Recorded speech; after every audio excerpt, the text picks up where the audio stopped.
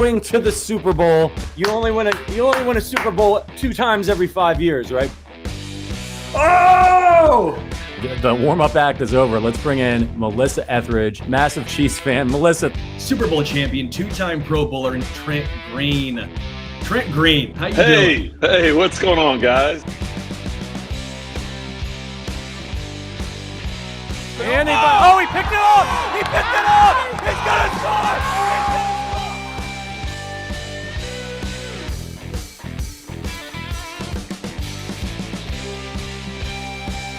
And we'll see you next week, but until then, as always, go Chiefs.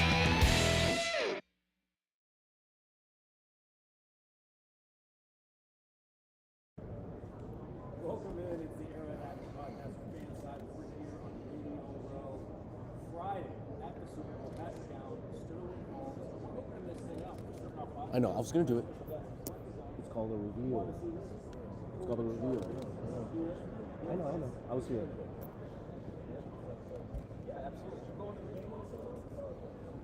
I can't afford it, man. I got to get in the league, you know? They don't pay. We appreciate you coming out. You just got here from the round. All right, so I got to ask you, who's your favorite wide receiver? Is there somebody that matters?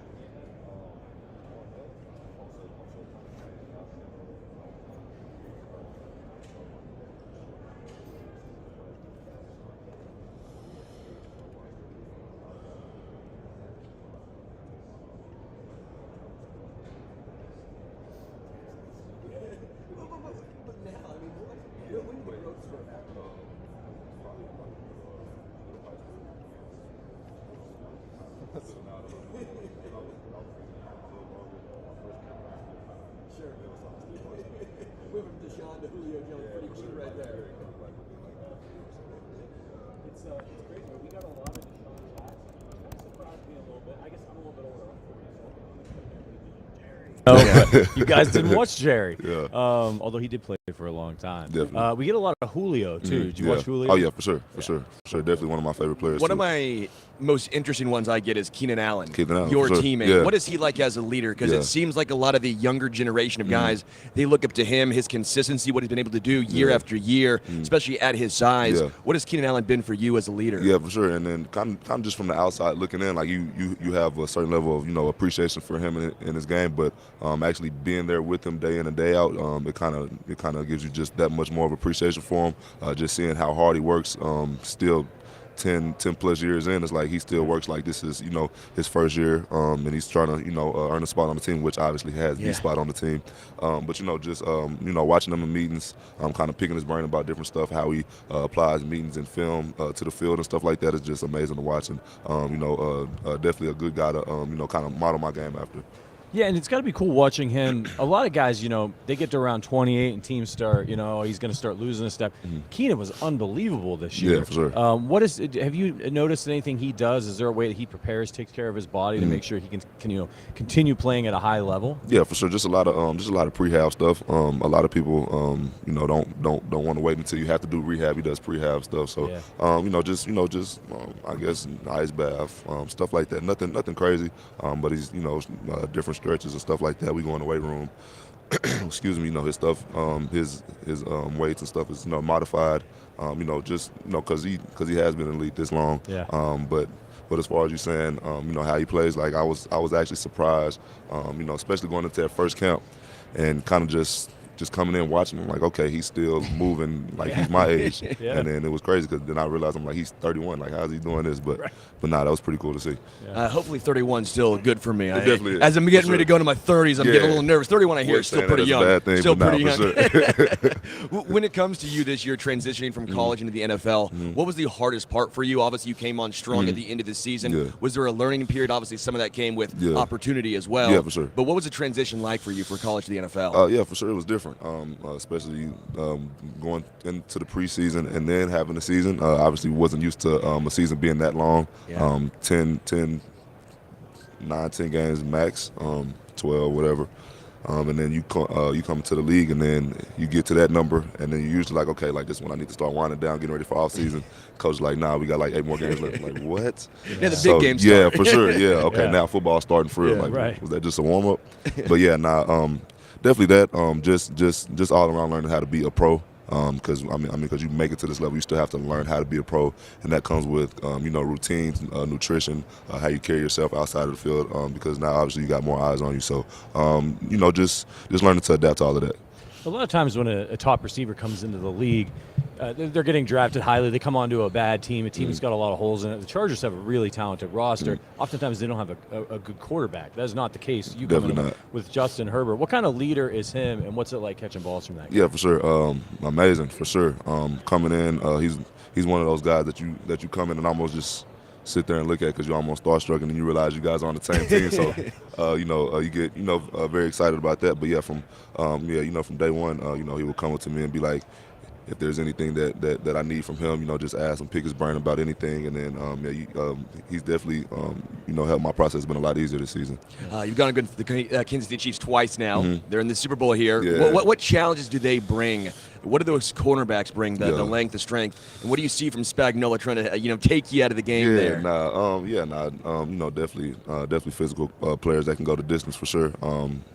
Very very physical, very fast, very disciplined and stuff like that. So I feel like that's the main thing, and they've been doing it for so long, week to week consistently. That's what obviously got them to this point. Was there a player on the Chiefs that gave you the most trouble in coverage? I guess Snead for sure. A lot of jump jams, a lot of in my face type of stuff. But it was fun to go against him. Yeah, he's a physical guy. It was funny. His teammate Trent McDuffie made the All-Pro team. Snead didn't even make the Pro Bowl, but he had an incredible year. Was that a big snub in your eyes? Yeah, for sure, for sure. Were you watching NFL honors last night? Did you try and catch up on all those things? A little bit of it. Were you surprised on anything? Anything that surprised you? Nah, not too much. Not too much for sure. I was cool on it. Have you had a chance to talk to Coach Harbaugh yet? Yeah, for sure. Definitely. What did he say to you when he called you? He reached out to me, I think, a day or two after he got hired.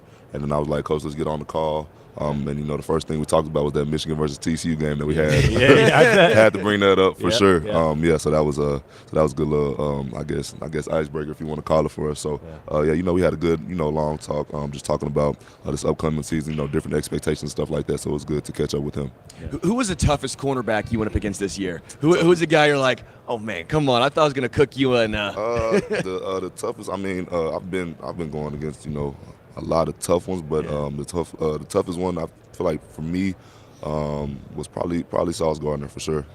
Just patience at the line, patience in the secondary movement, and then overall size. You can't really just teach size and then moving like that. But yeah, for sure, a great challenge for me, and I'm still looking forward to going against him in the future. Now, you talked about the difference of the extra games going from college to the pros. What about the style of defense, the types of defenders you're going after? Obviously, you got so many college teams. A lot of times, you're the best player out on the field in a college game. Guys are giving you a lot more space. Yeah. What was it like going up against NFL-style coverages? Yeah, for sure. At first, I guess it was kind of frustrating, but then you step back and learn to just appreciate it more because it forces you to kind of change your game, be more patient, think more, be more mindful of what's going on instead of just going and doing it. And that's some things I picked up from Chanen. Kind of just being patient at the line because he's in my opinion one of the best route runners in the league right now. He's always patient. In his routes, he's reading defense and stuff like that. So I feel like the main thing just doing that, and just getting adjusted to it. When did you know you were going to the Chargers? Did you have a nice long process leading up to the combine OTA? Were they in touch with you, or was it a little bit of a surprise? No, called you? That was actually a surprise. So I think I talked to him once, if that. So now it was a surprise, good surprise though. For sure. Came out to Cali, good weather. I think we had like probably a day or two where it was kind of cold. Other than that, it's been all clear skies. So you can't really beat that. So Right. Yeah, no complaints here for sure. Was there a team that you did talk to a lot that you were surprised didn't take you? I wouldn't say I was surprised they didn't take me, but a team I was talking to a lot was the Texans for sure. Okay, cool. What was your experience like at TCU on that team? Yeah. I mean, that was just such a incredible run. I'm from Kansas City, so Gotcha. the Midwest. We root for I went to Mizzou. Yeah. Not the Bamas, the Georgias. It's kind of fun to root for a little bit of the the underdog, if you will. For sure. What was that experience like for you? That run? It was amazing for us. I feel like we didn't really realize how good we were doing until we got a chance to look back on it after the season, because honestly, we were just in the moment, just having fun.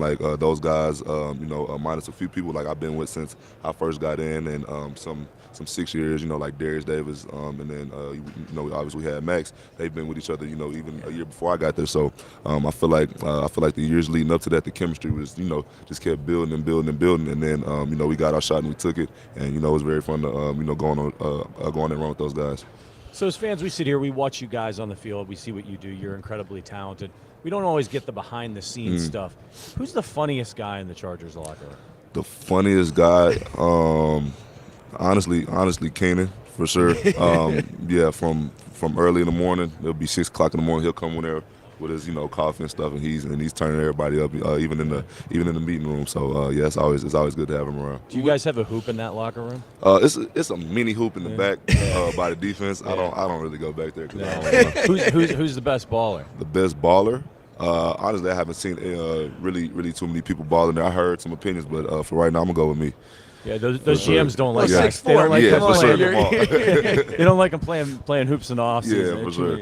Ankle injuries. What was the combine like for you trying to get ready for that? I love asking this question because you train for the combine differently than you train for, honestly, for sure, games. Yeah. You're not running a 40-yard dash with no pads on. What was your training process to get ready for the combine? For sure. So my personal training process was kind of sped up because we went so long in the season before, so it was kind of playing catch up at that time.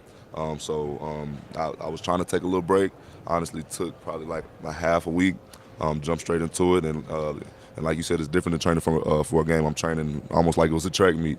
I was doing a lot of fast twitch stuff, a lot of straight yard, straight line running, getting my starts and stuff like that, right? So that was the main thing, just focusing on that, focusing on kind of just things to do like my vertical, obviously routes and stuff, but that was kind of given I was still polished up from the week before when we had the game. So it was fun though, for sure. Definitely a good experience. What do you think is the hallmark of your game right now? I mean, obviously everybody wants to be a well-rounded receiver, and you have to be in the NFL, but what would you say is the best part of your game? Is it getting off the line? Is it your route running? Is it your hands? Is it your speed? Yeah, for sure. I feel like right now just my twitchiness at my size, and then I still feel like what I can do with the ball is pretty good. Coming off of last season, I still am kind of in like a growing stage. I feel like for myself, just kind of getting all the way settled in and bringing what I was doing in college, to the league, which I'm 100% confident about that. Sweet. Hey, Quentin, I gotta ask you a favor. Before I let you go, please don't kill the Chiefs. I'm rooting for you every other game, okay? Yeah, for sure. Please don't kill the Chiefs. There's sure. a lot of Chiefs fans that wanted you to come to Kansas City, right? A lot of Chiefs fans. So now you're on the rival side. Yeah. Please don't kill us. Sure. We've been watching Keenan Allen and Mike Williams always have big games against us. Mike Williams always bossing our guys. Yeah, for sure. So please don't do that. As obviously the game, Super Bowl Sunday. Who do you have winning this one? That's hard, man, because I got some of my homeboys on both. So D. Winters was our linebacker at TCU. He's with the 49ers, and then my boy Rasheed Rice, and then Patrick and all them. I have a pretty good relationship with those guys too. Texas connection right there. Yeah, for sure, man. So it's hard to say. Honestly, whoever wins, I'll be satisfied. I'll be sure to send my congratulations out to those guys. Well, Quentin Johnston, one of the rising stars in the NFL, here on the Arrowhead Addict podcast. We appreciate you for coming by. Appreciate you guys. Hey, thanks, sure. man. Yeah, hey, sure. Again, good luck in 15 games next year. Sure. Yeah, now those two. Yeah, for sure. Take care, Quentin. Thank you. Oh, man. All right, that's Quentin Johnston of the Chargers hanging out with us. All right, next up we're going to have Clay Harbor coming. Thank you, man. Yeah, I appreciate you. We're going to have Clay Harbor coming up, former tight end, played for a bunch of teams in the NFL. Good morning, by the way. We had a quick start today. We got here early. We had some donuts. I don't know about you guys. It's not as late. I had half a donut. I got it taken away. They're sitting here like they're telling me something, subtly telling me something. I get that I've been eating a little unhealthy here in Vegas. Didn't know I was gaining that much weight. A little. I saw one of the guys in the chat call you skinny fat the other day. Who did that? I don't know. I can't remember who it was, but You were correct. Stop it. Whoever Stop called me it with the skinny body fat, you're shaming. correct. You can keep it up with me. I don't mind. yeah. And yes, you're right. I'm not in a suit today. I was not going to be in a suit from 7 a.m. until my flight home, which I get back at 11. Sorry, that is not going to. An 18-hour day in a suit sounds like a bad day. Yeah. We're getting down to it, man. We're going to have to make sure we don't forget to put in our predictions before the end of the show today. We're going to be going for a couple of hours. We've got a pretty good lineup coming. So make sure if you're watching on YouTube, hit that like button. We had a meetup last night in the lobby of the Mandalay Bay. Hundreds of Chiefs fans showed up to see us. Thousands. If you didn't make it out, that's on you. That's on you. But hopefully, next year the Chiefs will be right back in the Super Bowl in the Big Easy, man. Yeah. New Orleans next year. Yeah. You excited about that one? Very excited. Can we just do it, though, in maybe a city that doesn't have a place where bars stay open very late? Can we do it like, I don't know. I know, man. Like Green Bay, Duluth? Are you going to go earn some beads when you get down there? No. How do you earn beads, Patrick? Huh? How do you earn beads, I Patrick? wouldn't know, but I hear it's a thing. I hear if handsome young men lift up their shirts, they get beads. If I lift up my shirt. Yeah. You don't want to see I me would. lift up my shirt. We do want to see Patrick lift up his shirt because if we get to $1,000, you see it in the chat, you see it in the YouTube. If we get to $1,000, this man to the left of me, Patrick Allen, is getting a tattoo. That's what they say. That's what they say I'm going to have to do. No. That's what you said. We are $685. We're getting to $1,000. This is for a great cause for the Special Olympics. So let him get a tattoo and also donate to a great cause. Great cause. We'll figure it out if you guys pull it off. We'll figure it out. Jimmy's asking me if I skip leg day. No, I try and do leg day. I hate leg day. Legs are the only thing I got going for me. I used to run. I do the Peloton. You like ZZ Top? You got fantastic. legs? If I could cut myself off at the waist and then replace my upper body with like Shannon Sharp's, I'd look fantastic. No, you wouldn't. No, you don't think it would proportion out? Think this through, Patrick. If you had your body now, and then all of a sudden you had Shannon Sharp's top, you'd have a good soul patch. I'll give you that one. Yeah, that's true. That's true. I don't know about that one. Quentin Johnston was cool, man. I know, obviously, rival of the Chiefs, but it was interesting talking to him, hearing about his thoughts on Kansas City. And a running theme that we've seen since we've been talking to guys down here, whose name comes up when we ask about Deshaun Jackson at wide receiver. Wide receiver, but DBs for the Chiefs, L'Jarius Sneed. But I always find it interesting as far as the wide receivers they model their game after. Yeah. Deshaun Jackson has been a name that comes up perpetually, it feels like. Maybe we all know how good he was, but I guess if you are a legitimate wide receiver when you're growing up in high school, middle school, and you get to college, that seemingly is a guy that everyone tries to model their game after. Yeah, man, and he played for a long time. Like, he could get out there right now. He still has the speed. That's the thing that's incredible, is in the last few years, in the very, very, very twilight of his career, he's gone out there and had a couple of big plays here and there for teams. Obviously, had some injury issues. That's what happens when you get old. And a lot of Julio Jones. Guys really like Julio Jones' game. But, yeah, it does make me feel old that guys aren't coming up here and they're not like, oh, yeah, man, Jerry, the GOAT, right? That's the guy I model my game at. I'm shocked we've not got a single John Baldwin. I am shocked we have not got Mark Bo Richter. Mark Bo Richter. Dwayne Bowe would be actually good. Yeah. Eddie Kinnison. Why isn't Eddie Kinnison? He was really solid. Underrated. Why isn't Eddie Kinnison getting any love from these guys? Eddie Kinnison was terrific for the Chiefs. But we've not had a history of like incredible wide receivers. We've been like running backs, tight ends, like going way back in the Chiefs. Not as illustrious. All right, so we've interviewed 1 billion people this week. 1,000,000,001. Are they we ask almost all of them what they think is going to happen in the game. Is it are the opinions swaying you one way or the other, or are you more confused now than when you got here? I am perpetually confused. Look at my face. That's a fact.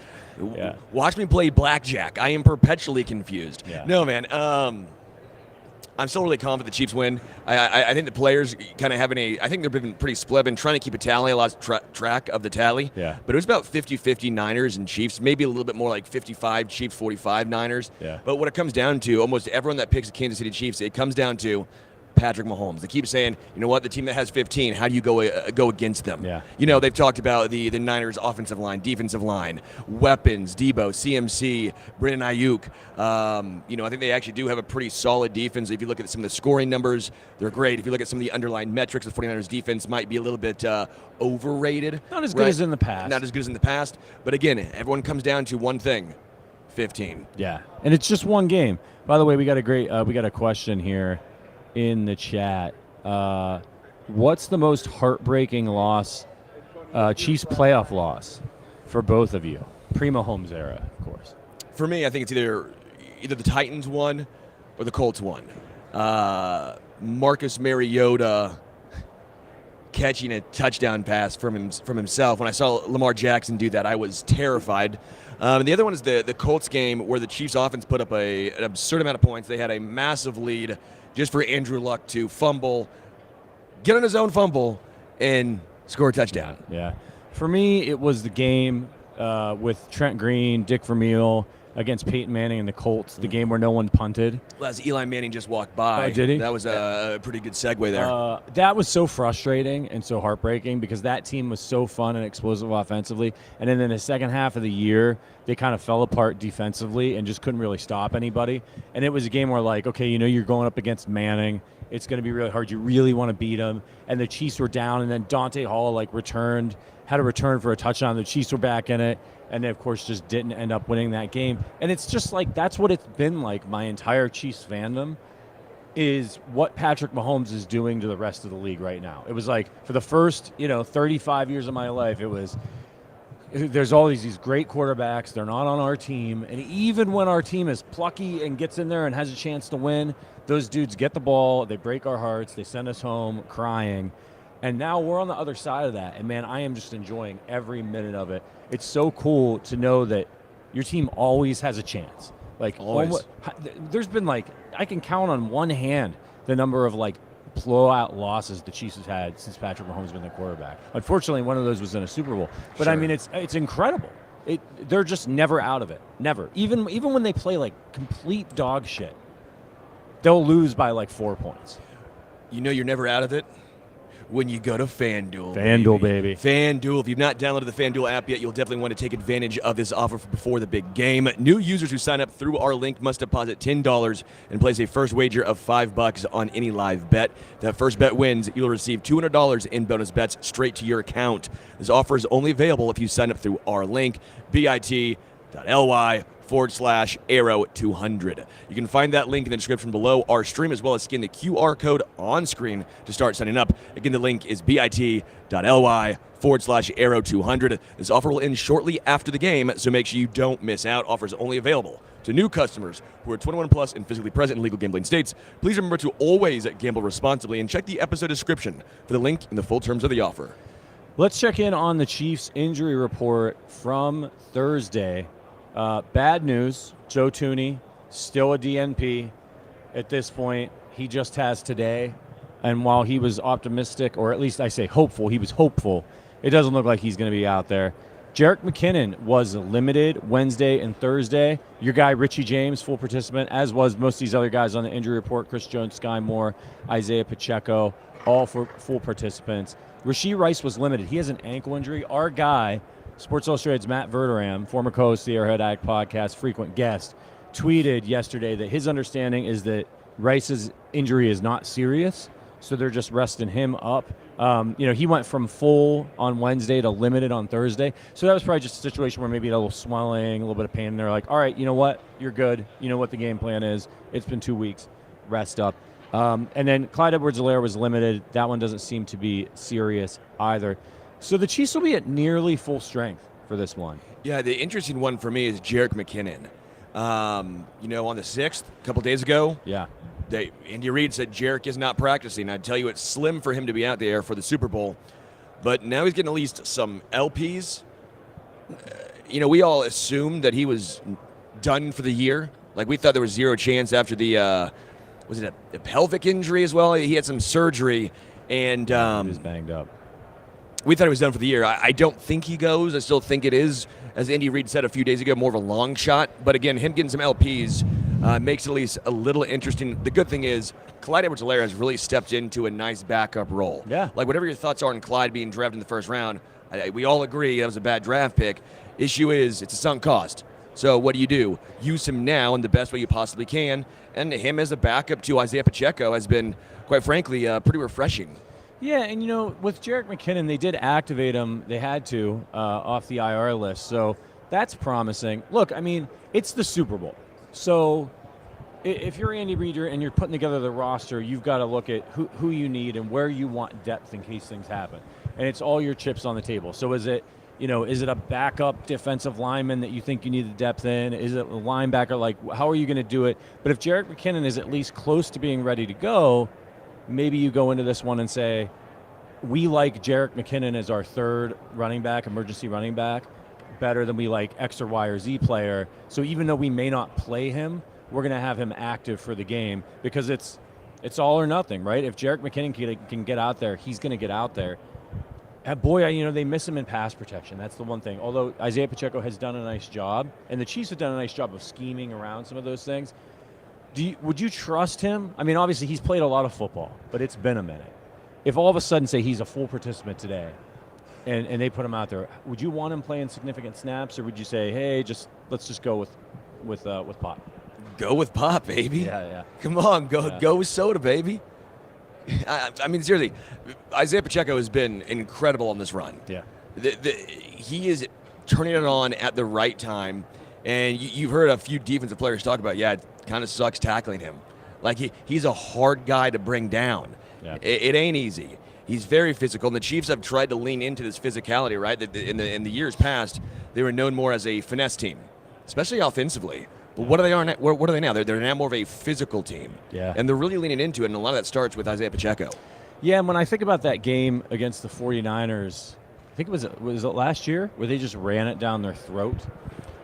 Now I got to pull this up. It was 42-21 final score? That was the beat down. Yeah, they beat them down, and that was in San Fran too, wasn't it? Yeah, beat down in the Bay, Hunter. Yeah, it was a beat down. Producer Hunter in the Bay is here with us. He's behind the camera. If you're listening on the audio side of things, and is a big 49ers fan.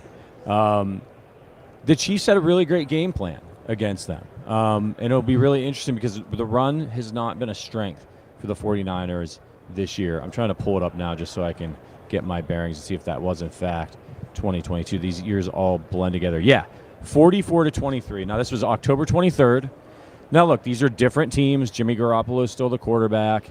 I don't know who was injured for San Francisco. People are always injured for San Francisco in that game. So interestingly enough in that game, Patrick Mahomes was 25 of 34 for 423 yards, 3 tutties, and a pick. The Chiefs ran for 112 yards with a committee of Pacheco, Clyde Edwards-Helaire. Mecole Hardman had 2 touchdowns in that game on reverses, as I recall. Juju had 7 receptions for 124 yards, and MVS went off for 3 receptions for 111 yards. Kelsey 6 for 98. Here's another little interesting thing for you. Brock Purdy played in that game. Do an interception, baby. How did he do? Yeah, 4 of 9, 66 yards, and a pick in that game. That was the first game that they activated Christian McCaffrey.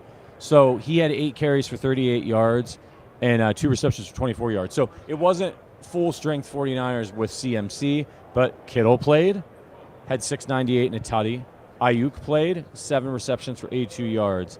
So, and Debo played, 5 receptions for 42 yards. So, like, from a defensive perspective for the Chiefs, they've seen and prepared for this 49ers team before from their major players on offense. Do you think that's a little bit of an advantage for them?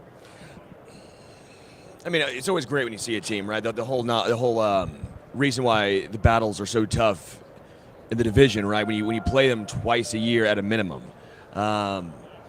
it's always nice to have that sort of insight.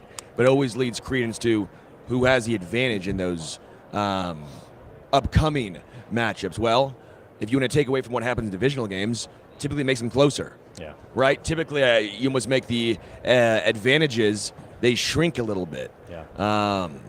Don't know if you take it as a positive or a negative for this particular matchup, but typically, if that rings true, we always say divisional games, maybe take the team who's getting the points. It's going to be a close one.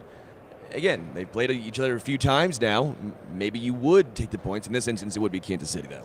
Yeah, and look, it wasn't like the Chiefs just completely shut down the 49ers in this game. The 49ers had 444 total yards in that game. Garoppolo threw for over 300 yards. They averaged 6.2 yards per play. The difference in the game was the Chiefs just went absolutely ballistic offensively in this game and had 529 total yards, averaged a preposterous 9.1 yards per play.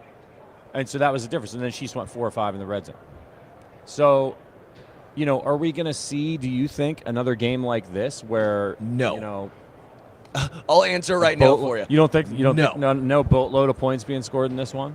No, I do not. I'm more of I think it's going to be a little bit, I don't know if it's going to be ugly, but I think it's going to be a little bit of a lower scoring game. I think the Chiefs defense is electric. I think it's elite. And I don't see the Niners all of a sudden pouring it on. And on the other side of things, I think Kansas City shows they don't care about being sexy. Like against the Ravens, it wasn't like they were going to run the score up. They really took their foot off the gas and said, you're not going to beat us. We trust our defense. So if you saw a similar score, like maybe 17-13, 20-17. Yeah. That's more the range I'm in. Yeah, the over-under, I believe, is 47.5. We got a good comment here from Savannah who says the weakness of this 49ers defense is the perimeter. Run outside, run counters, run sweeps. Not sure McKinnon is going to do too much there, especially with the increased 12 and 13 usage. If the Chiefs run that in this one, do you like Pacheco on the edge with his speed? I like it better than Clyde. I mean, this. Yeah, sure. Use Clyde as your not hammer. a ton, honestly, and that's a little interesting. It's a good point there. I like Pacheco going north-south. I think he does a very good job of wiggling his way when he goes north-south. When he goes a little east-west, goes horizontal, those high knees all of a sudden now sometimes feel like extra movement. Slowing him down It feels like unnecessary, undecided movement. Not all the time. As the season's gone on, he's gotten better at this. Yeah. But it still makes me, whenever he goes outside, I don't trust that as much as him going north-south.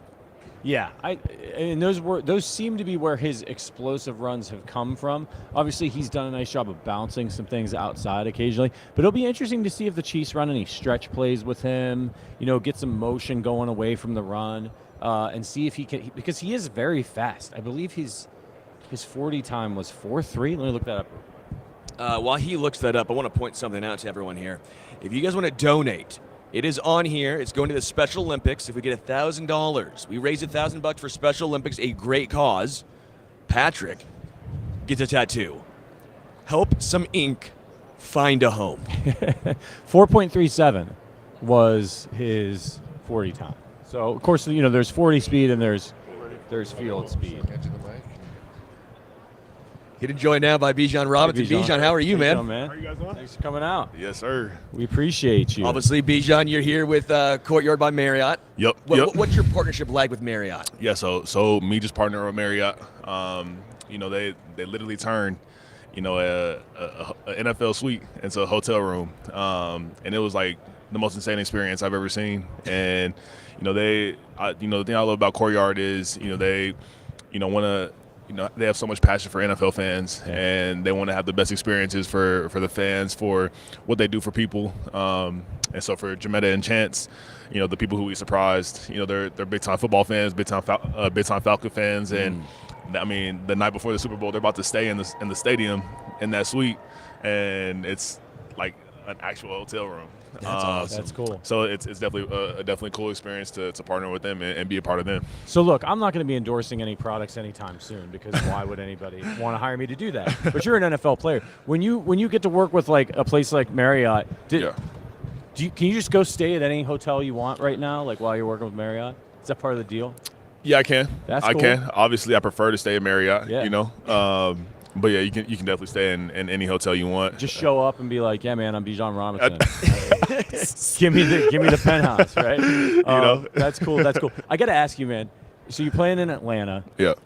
Do they still play? And have you seen the Samuel L. Jackson Rise Up video? Every game. It's every game. Have you seen it? No, I've not seen this. Oh, you got to watch it, man. Samuel L. Jackson. He's a big Falcons guy. He's like, what do Falcons do? Yeah, he's like, rise up. They got a whole like. That was cool. Like when I saw him at one of the games. Yeah. I was like, man, that's Samuel. That's Samuel. And the the thing is too is like I think it's a little bit of an older video, so the graphics are not like up to. Oh yeah. You can tell he filmed that when he was like a part of the Avengers or something like that. He's in front of a green screen and there's oh man, it's hilarious. You got to watch it after. It's fire. It's fire. So Bijan, man, you had a great rookie season. What was the hardest part though, transitioning from the college game into the pro game?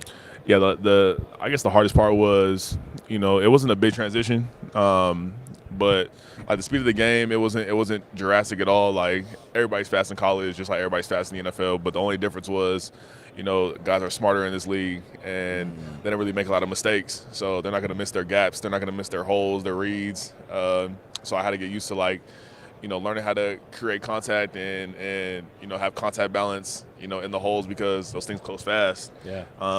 And even just no wasted movement. In college you can kind of get away with kind of doing whatever you wanted. But then in the NFL you gotta get a field and attack as much yard as you can and cover as much ground as you can because dudes are fast and they're always pursuing and they have great pursuit angles. So that's kind of the only difference. But as I started to get used to this game and get more comfortable on the field, then it was just like playing kind of in college again. When did you know you're going to Atlanta? Because I think a lot of folks, myself included, go, okay, they had a rookie running back the year before go for over 1,000 yards. Yeah. Obviously, Patterson's still on the team as well. So I'm going, okay, they're good. So we know he's not going to Atlanta. And then all of a sudden, Bijan Robinson, Atlanta. Yeah. What was that like for you? It was definitely a blessing of an experience, just knowing that that's where God wanted me to go. And, I think they did, they did the right thing in terms of me and Tyler, two different running backs, two different styles, but we complement each other very well. And obviously, Arthur Smith, he was big in the run game, and for me, I go to receiver too. So, having a dual threat type of guy was the point of getting me. And even just me just being a decoy from that beginning of the season, and now teams are starting to where's number 7 and where's he gonna go, open up the whole offense. It was definitely a cool experience. Obviously, we fell short of what we were trying to accomplish, but I think that God puts setbacks for huge setups, and I know we got the right coach in Raheem and what we're trying to do for this next upcoming season. Yeah. Well, we see you guys out on the field. You're all so talented, and that's kind of what we know. A lot of what we know about you. We don't get to see some of the behind-the-scenes stuff. Who's the funniest guy in the Falcons locker room? The funniest guy on the team, I would have to say, because there's a lot of them, is Zachary Harrison. Okay. Zachary Harrison. He's one of our D linemen. Yeah. Dude is hilarious, and I don't think he tries to be, but every time I'm with him, it's never a dull moment, and we're just crackling every single time. He sits right next to me in the team meeting. Yeah. And that dude is hilarious. So I'll say Zach Harrison is the funniest one for sure. All right. How much have you talked with Raheem Morris now? Obviously, he's now in as a head coach. Yeah. What was that transition like? It's always difficult. You're a rookie. You're used to now you have a head coach. Yeah. Now he's gone, a new head coach. What's that like now with Raheem? Have you talked to him a whole bunch? Yep. So literally 15 minutes after he got hired, I asked for his number. Yeah. From our GM Terry, and he gave me his number, and I locked it in, and his icon popped up for a FaceTime, and we talked on the phone. And man, I mean, he's an awesome dude, man. Obviously for a coach who he is, he's a great coach, but he's an awesome guy, awesome person, and I think he's what we needed for this team, being a young team and being a team that is a young culture and a young young environment. He was definitely the one that we needed to run with, and I just respect and love what he did. I mean, you scared of Will right there? Absolutely. I mean, that's the guy trying to bring you down. Absolutely not. I'll make sure to let him know when he comes back. Please do. That's my dog. For everyone who's not on the video, Will Anderson Jr. walked by. Yeah. You know, big old scrub. But, no, even with him, man, like that's one of my dogs. You know, I want to congratulate him for winning the Defensive Rookie of the Year. Like that's huge. But I mean, he's a great guy, man. All right, so when you were growing up, who was your favorite running back, and was there anybody that you modeled your game after? Yeah, so when I was growing up, my era was like more of like the LaShawn McCoys and, you know, Adrian Peterson. But I think my favorite running back was LaDainian Tomlinson. He was the guy that, you know, as I started to, you know, get older and you know, my grandpa, he had these VCR tapes and these DVDs of his games, and I'll just watch those and obviously watch his highlights and the things that he's done, and I kind of compare my game to his, but I would say he's definitely the guy that I model my game after for sure. Just don't carry the ball like Shady. You carry it like a loaf of bread sometimes, and he was on the Chiefs. It scared the crap out of me. Yeah, it was definitely a little different. I was like, no way. Yeah. Is it true you were named after the Iranian fashion designer? Is that true? That is true. And do you rock a lot of those clothes? Is that a lot in your wardrobe right there? No, so it's not. So, but look, so it was kind of crazy. So Nicholas Bijan is the guy that runs it now, and he like DM'd me. And he was saying, like, we should definitely do something because they're out of Beverly Hills. Yeah. And when I saw that DM, I was like, oh shoot. Like, because, I mean, those are, like, the most expensive clothing in the world. It's not cheap. Yeah, it's incredible. But, yeah, I was definitely named after that brand and the cologne and everything that they've done, you know, for that. So it's cool. Are you a big fashion guy yourself?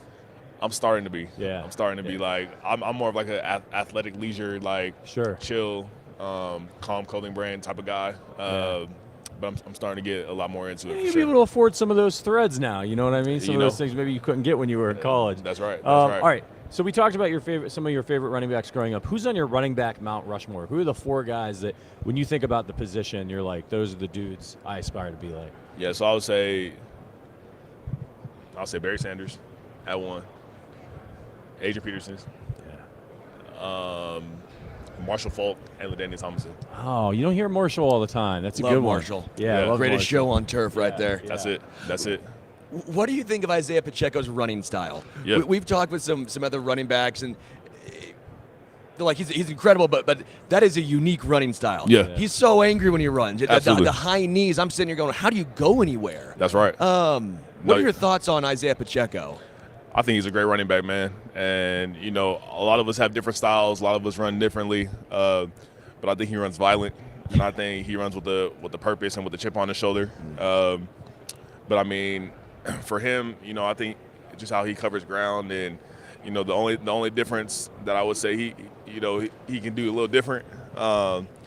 It's not like run right into the to the defenders, but like that's how he runs the ball, and you got to respect it, and you got to admire that type of running style. But I think he's definitely a great running back for what they have, and he's respected all around the league. I respect his game a lot, and I really can't wait to see what he does in the Super Bowl right here. Was there any dude that tackled you this year, and you're like, man, I can't believe he got me? Like I can't believe getting tackled by this guy. Oh, like you're like, okay, I don't want you to tackle me, but it's kind of cool that you got me. Yeah. I would say so. Budo Baker, like. Yeah. So I'm humbly saying this, like, I pride in not trying to get tackled one-on-one, like, ever. Yeah. And if it happens, I'm like pissed off, like all the next play.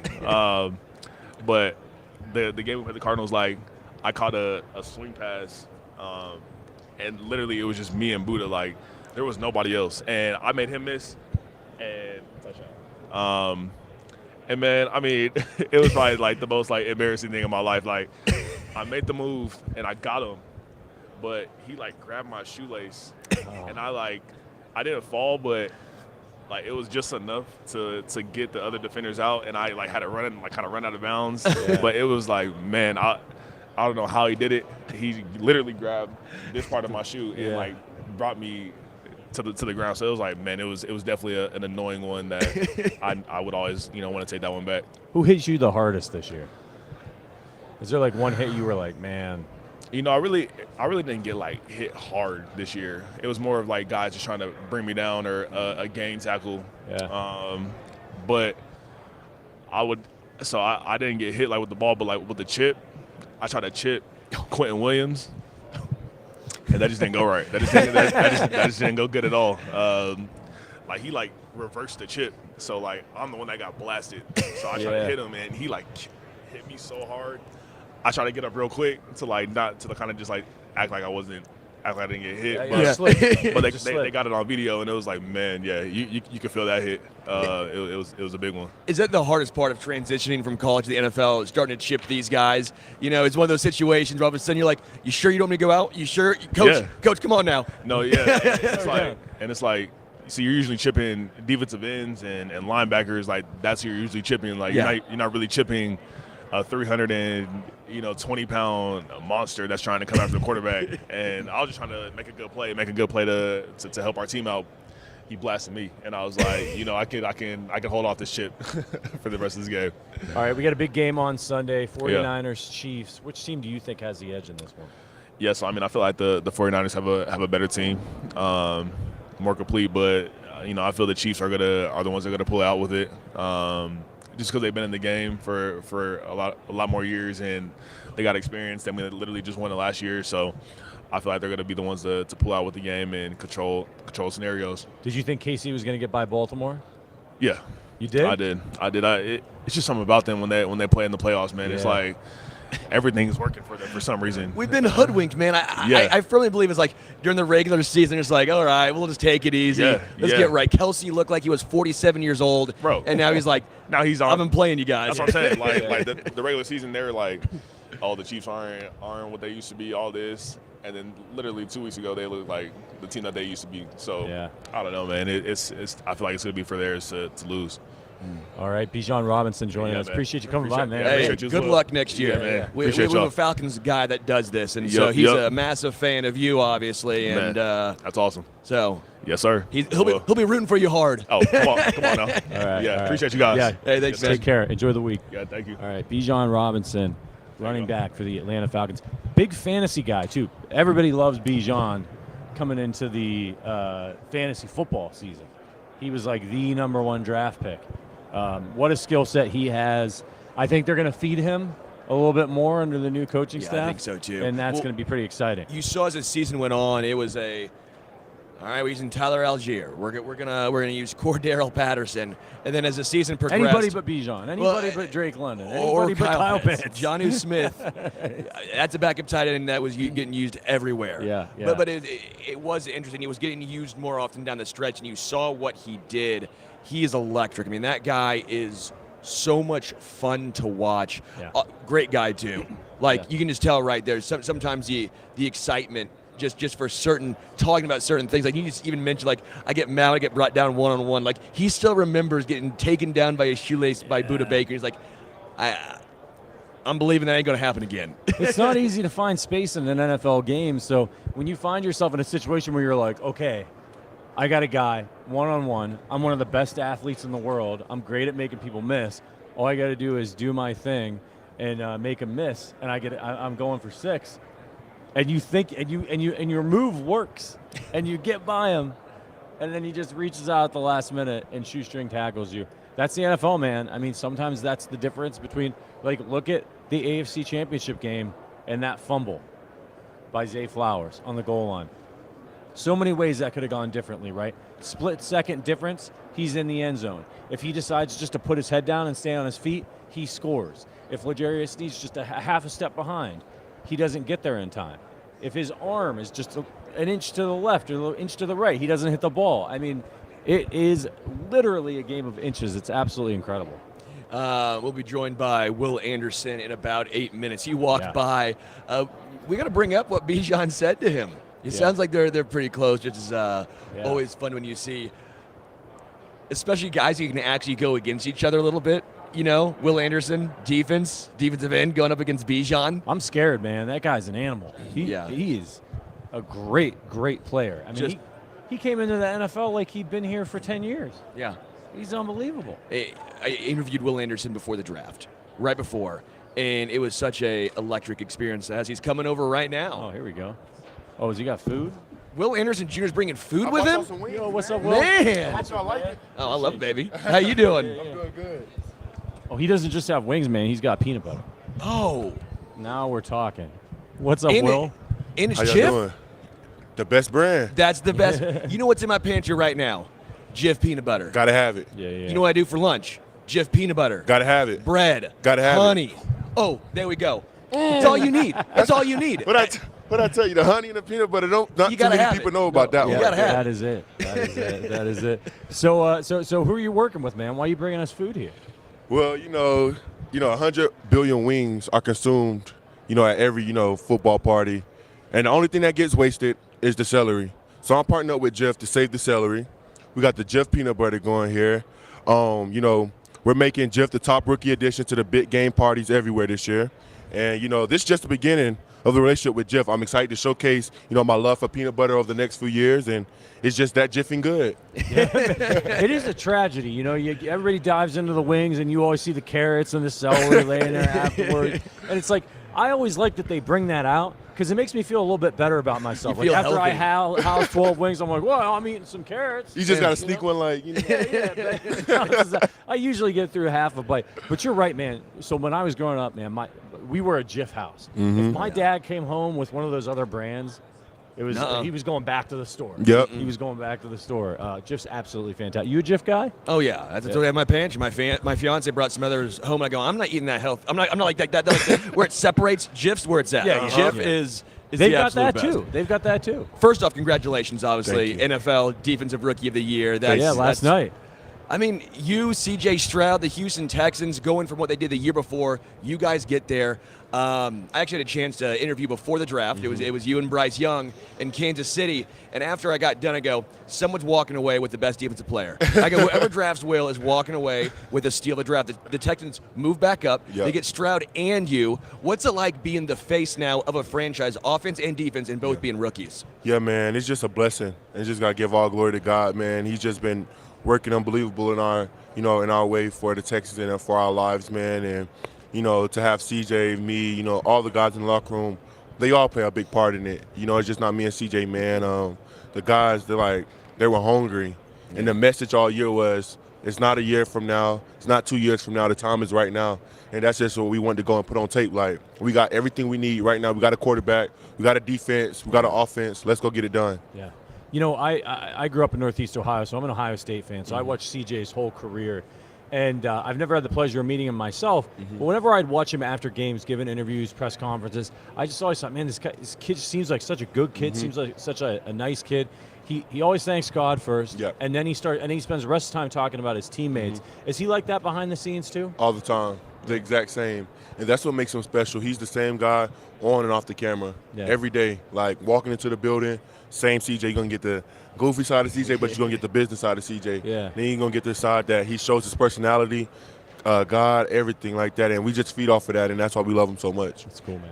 What was the hardest part of transitioning from college to the NFL? Obviously, it wasn't the hardest transition for you. You seemingly got it done, obviously. Did all right. But what was that like for you? I would just say the free time. Like, it's just like no class, no tutoring, no study hall, no nothing. So, like, That's the hardest part? yeah, because sometimes, like, I like being productive. Yeah. And, like, sometimes I felt at times, like, bro, you're not doing enough for the day. Like, what are you doing right now? Like, I would go home, like, I would watch film, and I'd just be, like, chilling for the rest of the day. Yeah. But I was just so used to, like, not going to bed till, like, 10 and waking up in the middle of the night. Oh, I got an essay to do. Right, yeah. So, yeah. but it was fun, though. Yeah. Cool. Who's the funniest guy in your locker room? Funniest guy in the locker room? Okay, y'all know Sheldon Rankins? I don't. Yeah, Rankins. Yeah. You call him Shorty? No, Sheldon. You said Sheldon. I thought you said Shorty. That's No, why I was no. confused. I'm like, who's Shorty? Sheldon Rankins. Sheldon, yeah. Hands down the funniest guy in the locker room. Yeah. Like, he's quiet, but, like, once he starts talking and, like, joking and getting comfortable, he's a comedian, bro. Yeah. Who's you guys? I was asking some of the other guys this. You guys have a hoop in the locker room? Yes, we do. Who's the best locker room hooper? George Fant, Okay. bro. Wow. You know, he used to be a basketball player. I ain't gonna lie, he got a shot on him. Yeah. He got a Okay. shot on him. You're the first guy who hasn't said themselves. Oh, because see, I'm truthful with myself. Yeah. Basketball, me and basketball don't get along. We had Miles Garrett and Denzel Ward here, and I was about to start an argument between those two guys. I'm like, what am I getting myself into over here? Yeah. As far as who you grew up idolizing, who you grew up Yeah. watching, is there any guy that you tried to model your game after? Yeah, I would say growing up, I didn't really watch football like that. But once I got to like high school, I started watching like Khalil Mack, Von Miller, J.J. Watt, and those guys, just because that was my first time ever playing, defensive end. And then still to this day, I kind of watched them, especially Khalil Mack, because like we have a similarity in a lot of our rushes and a lot of our play in our game. All right, you had a ton of success this year rushing. Which offensive lineman gave you the most trouble this year? I like the rookie from the Jaguars. Okay. Who else? Who did we play? Not a lot of you win defensive rookie of the year. Yeah. It was fun. Yeah. It was great competition. Yeah. I'll say that. It was Yeah. great competition Yeah. everywhere. What is it like? Just you're now in this community of NFL players. So just again, Bijan Robinson. You Yeah. walked by a little earlier, giving him a hard time. Yeah. I don't know if I can tell you what he says. You walk away. He says he's not scared of you. Bijan, I asked Bijan how hard I hit him when we played. I had to hit him though. It was fun. He said he didn't get hit hard this year. We asked him that. Are you sure? Yeah, That's what he said. He said I didn't really get hard. They Did y'all just see brought the- me down. Did you see the Brian Branch clip? I haven't. No. Oh, Maybe Don't he tell him I can't- said that Maybe he I can't still remember love that one. though. He get him too hard. it's like a gossip thing. We're just getting sit around here on Radio Row. Yeah. Oh, man. So as far as a Mount Rushmore, do you have a Mount Rushmore of all-time greatest pass rushers? I know the Yes. guys you grew up idolizing, at least when you got to high school. But as far as your top four. Okay, who's now that? that I'm a little bit more experienced, I'm going Derek Thomas, Oh, man. DeMarcus Ware, JJ, and Reggie White. I love That's that. a good list, man. DeMarcus Ware is so underrated. Bro. I feel like, So underrated, bro. Yeah. I don't know why. yeah. I don't get it. And also, you made a lot of Chiefs fans happy with that Derek Thomas nod right there. Uh-huh. Oh, he was. Super Bowl 58, Gotta have number 58. I mean, come on now. Bro. You had what? 7 sacks this year? Is that right? it. 7, 8 postseasons. Yeah. Okay, so Derek Thomas. No, 7 sacks, rookie year, rookie of the year, unbelievable. Derek Thomas had 7 sacks in a game. Bro, crazy. I mean, do you think you could ever you can beat that record? I'm leaving that up to God. Whatever God wants, man. 7 sacks in the game is unhuman. I know he got drug tested after that game. We talked to DeMarcus Ware about that, and he said that the heck of it is he would have done it again. I think was it DeMarcus or Marcus Spears? I think it was Marcus said he would if he hadn't passed away, he would have gotten 7 sacks in the game. No, again. for That's real. how good Most he definitely. was. Yeah. What was it like for you?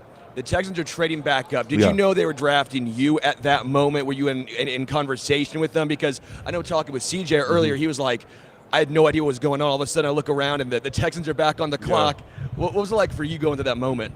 Honestly, I was panicking, man, because I tell people in the green room in the back, it's still sitting the Cardinals on the board, and it was like 30 seconds left, and then right at 20 seconds, I had got a call from the Texans, and I don't know, just me being me, I was like, oh, they probably calling me like, hey, we couldn't get you, you know what I'm saying? Yeah. But they end up coming to draft me, man, and it just, bro, I was nothing but smiles because that's where I wanted to be at. Yeah.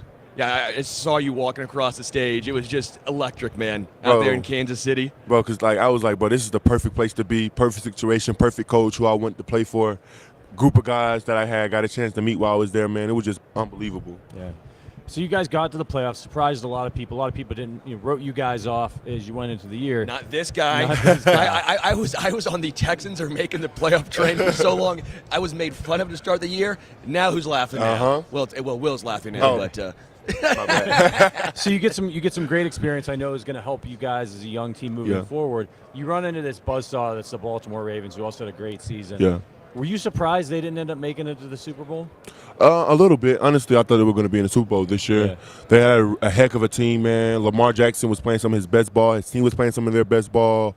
They were flying around. They had a lot of energy, what you need in the team, and it was just a beautiful thing to see. You know what I'm saying? They were unbelievable this year. So I thought, Yeah, great team. You guys had them in the first half. Yeah. You had them. You'll get back. All right, final score predictions for this one. Chiefs, Niners, 2 really good teams. Mm-hmm. Which one do you think has the edge?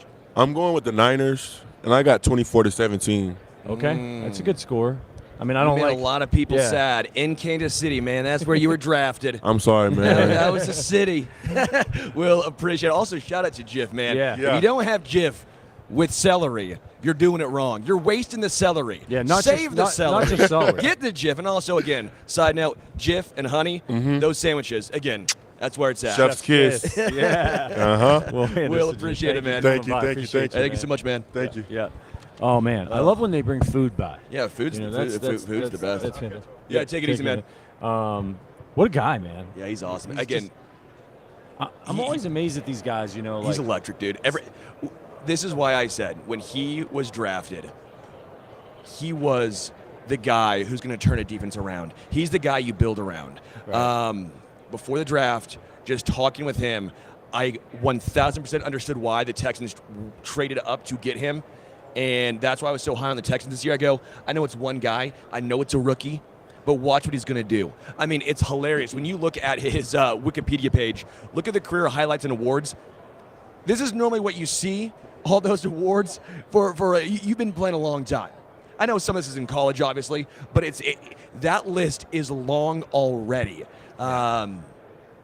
What he has done defensively on a team that was really poor the year before, and you come in now as the cornerstone. You are now the guy. Changed it. I just enamored by him. His personality, it's infectious.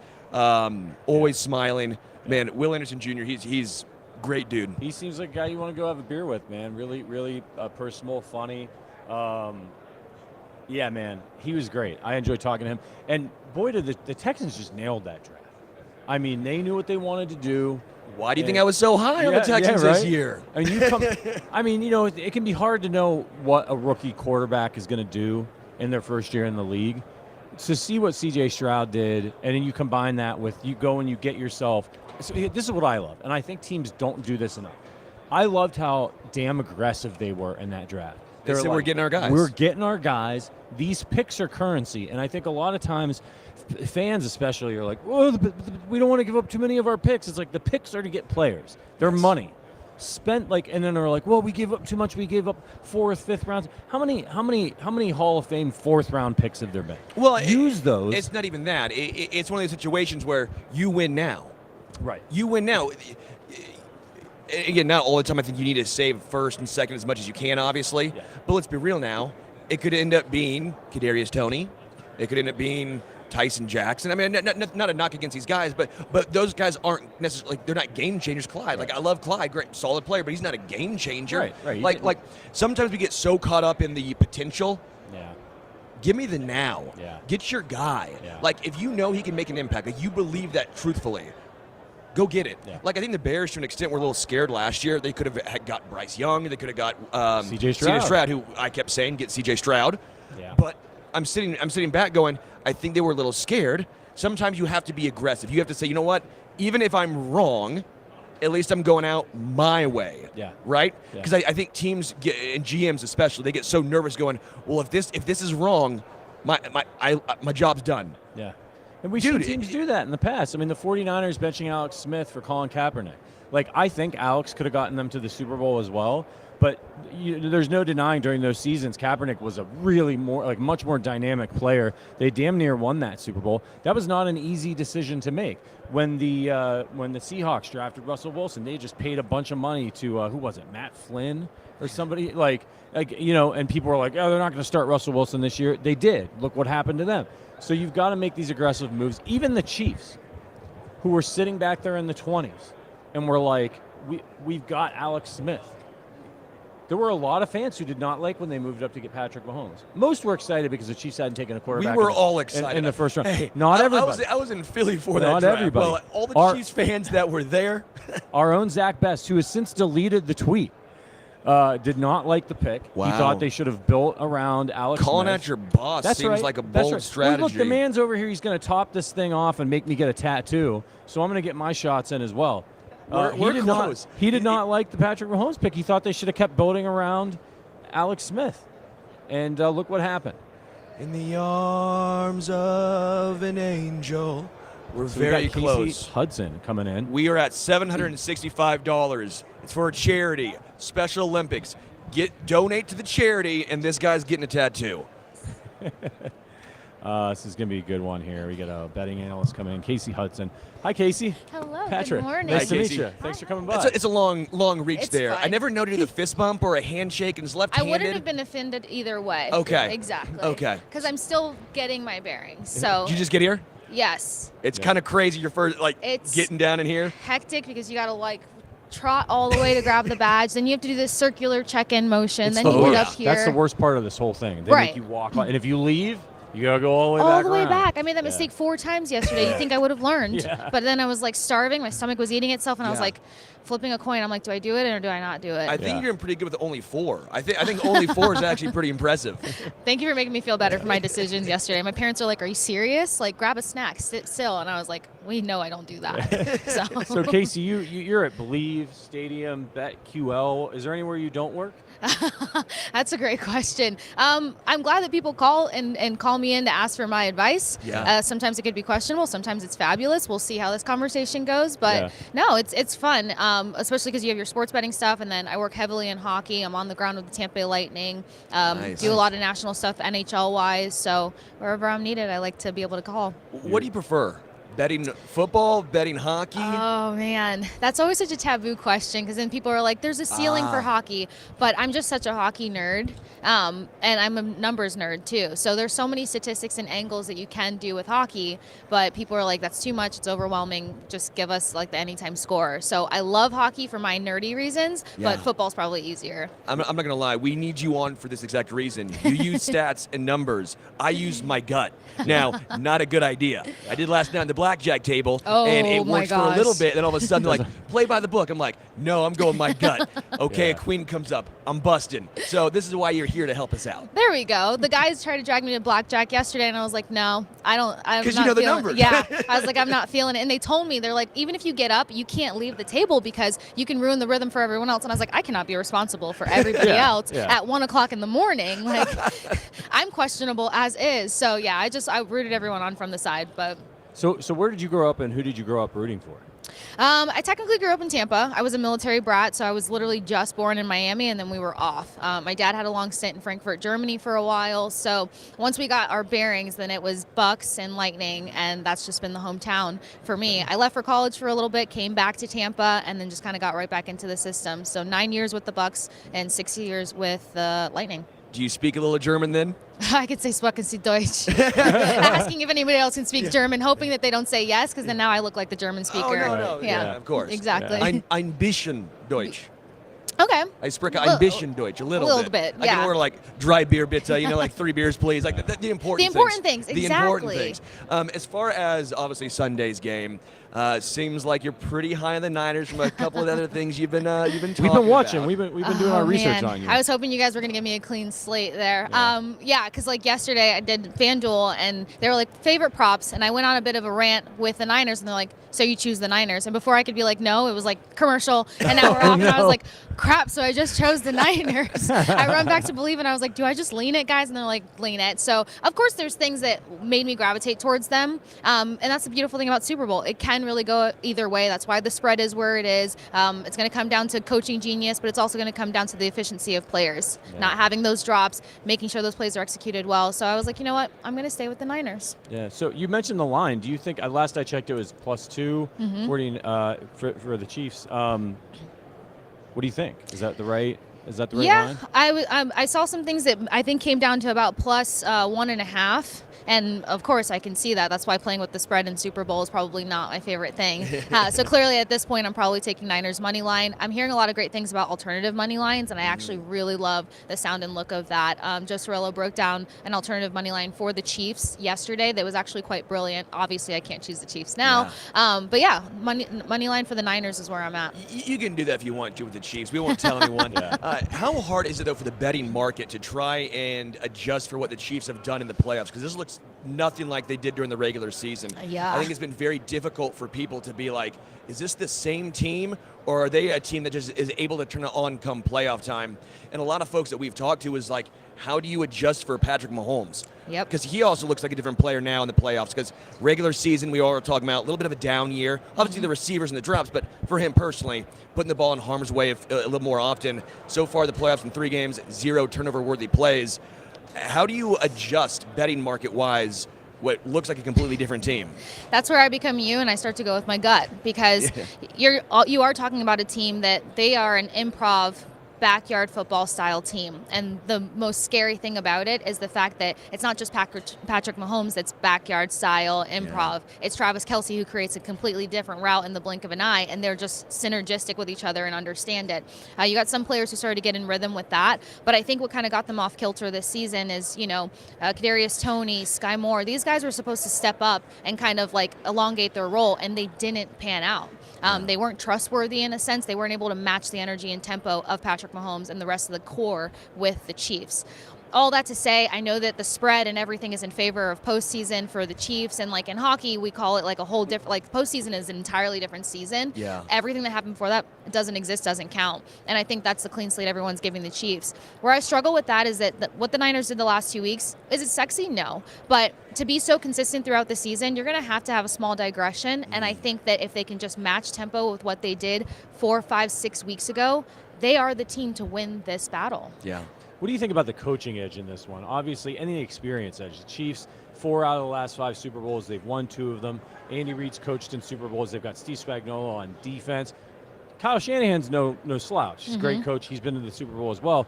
But you've got Patrick Mahomes versus Brock Purdy playing in his first Super Bowl. Do you think that edge might tilt things in favor of the Chiefs if it gets close? Yes, because if it gets close, you've got Andy Reid, his experience, his accolades, and the fact that he's got this superior hat of tricks, and you don't know what's going to get pulled out at the last minute. Kyle Shanahan is still pretty brilliant in my book, but he could be a little bit more like keep it simple, stupid, and if he sticks to a plan so much and can't go outside of that plan to match the creativity of the Chiefs, that's where the Chiefs will edge.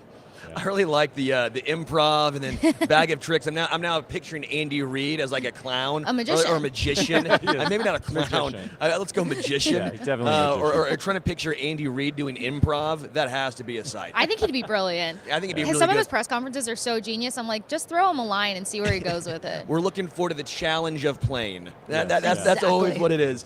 Do you have any prop bets that you're really intrigued heading into this game? Yeah, props are probably my favorite thing and Okay. make me feel more sane when it comes to breaking down this matchup. The first one that I lean to is George Kittle. They had his reception sitting at 3.5, which just blew my mind. When Brock Purdy first got the crown of the 49ers team last season, who was his trust fall? It was George Kittle, and it wasn't always just the short up the middle passes. It was these chunk plays and these maniac plays that George Kittle was doing. So you have this dynamic, you have this connection, and you have this trust between Purdy and Kittle. And they haven't tried to work Kittle in too much. They've used him more for blocking to help the offensive line because obviously the O-line needed help. But I think that Kyle Shanahan is a genius. They're going to bring in Juszczyk to help with the blocking, and they're going to alleviate George Kittle to be a reliever for Brock Purdy. So I like the receptions. I like over 47.5. I think that's where he's sitting at. Brock Purdy rush yards, 25.5. Some people are like, are you serious? And I'm like, yeah, we saw this guy rush for 40-something yards. He is going to be under pressure from the Chiefs defense, and he should have more confidence to use his legs and not try to flick anything and turn over the ball because everyone is counting on Brock Purdy to turn over the ball at some point. Is it 25? Is that a alternative line, or is that, because I thought originally it opened at 12.5? Oh, really? Okay, so it could be an alternative line. Because what I think saw for everyone, 25. actually I agree with you completely. 12.5, I'd be all over. I think Right. Brock Purdy is going to have to run a lot in this game, so I actually love Yeah. that one. I'm making notes right here, and I actually agree with all 3 of those. This is a good start yes, right here. I got to tell my team that you agree. Because, Brock Purdy, I think, it's a very astute observation. I think he's much more athletic than people give credit to. Yes. I think you just see him, you see the LDP, and you go, oh, last draft pick. He obviously doesn't have the elite traits, if you will. But you don't have to be elite to move in the pocket, to get a few rushing yards. Mahomes is not the most athletic guy in the NFL, and what's he do? He finds ways to pick up first downs with his legs. Yep. So I think you're very right with the Chiefs being very aggressive, getting after him. He's going to have to leak out, and he might be picking up a few first downs with his legs. And again, he's got to protect the ball. So while you have Christian McCaffrey as a security blanket there because he's a Swiss Army knife of the 49ers, you have Mitchell. I like a prop for Mitchell. It's hard to kind of find it, but I think somebody was saying that he has like over 1.5 receptions. If you can find it in the sports books, slam it. Mitchell's been a great reliever for McCaffrey when they want to run the ball and they don't want to make it obvious. The other thing I want to mention, because you said athletic and talked about Brock Purdy, one of my favorite football minds, John Ledyard, talked about about the fact that while the Chiefs defense is great and they are explosive laterally. Protecting vertically is going to be a challenge for them because they don't really have the athleticism. They're great players, but they're not athletic. George Kittle can exploit that and expose that. Ayuk might get tied up sometimes, but he's also somebody that can really go vertical and force them to play against their comfort zone. So if the Niners are able to ramp that up and lean on that athleticism, we're looking at another edge.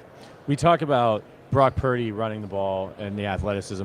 Mahomes is fond of saying it. He I don't run fast, but I run scared, and that makes me run fast enough. We've seen Mahomes. He's not like a Lamar or a Josh Allen. Running is not part of his everyday game. But when he gets into the playoffs, when he gets in these big moments, I mean, how did he win the Super Bowl and ice it for the Chiefs last year? A big run on a bad ankle. What do you like him to take off a few times in this game to try and go get first downs because he knows this is it, last game of the season, everything on the line?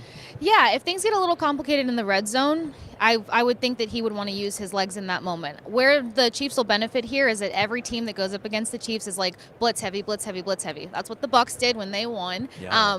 But this isn't a blitz-heavy Niners defense. So he's going to have some time to tamper in the pocket there, probably take a few steps and try to find his target.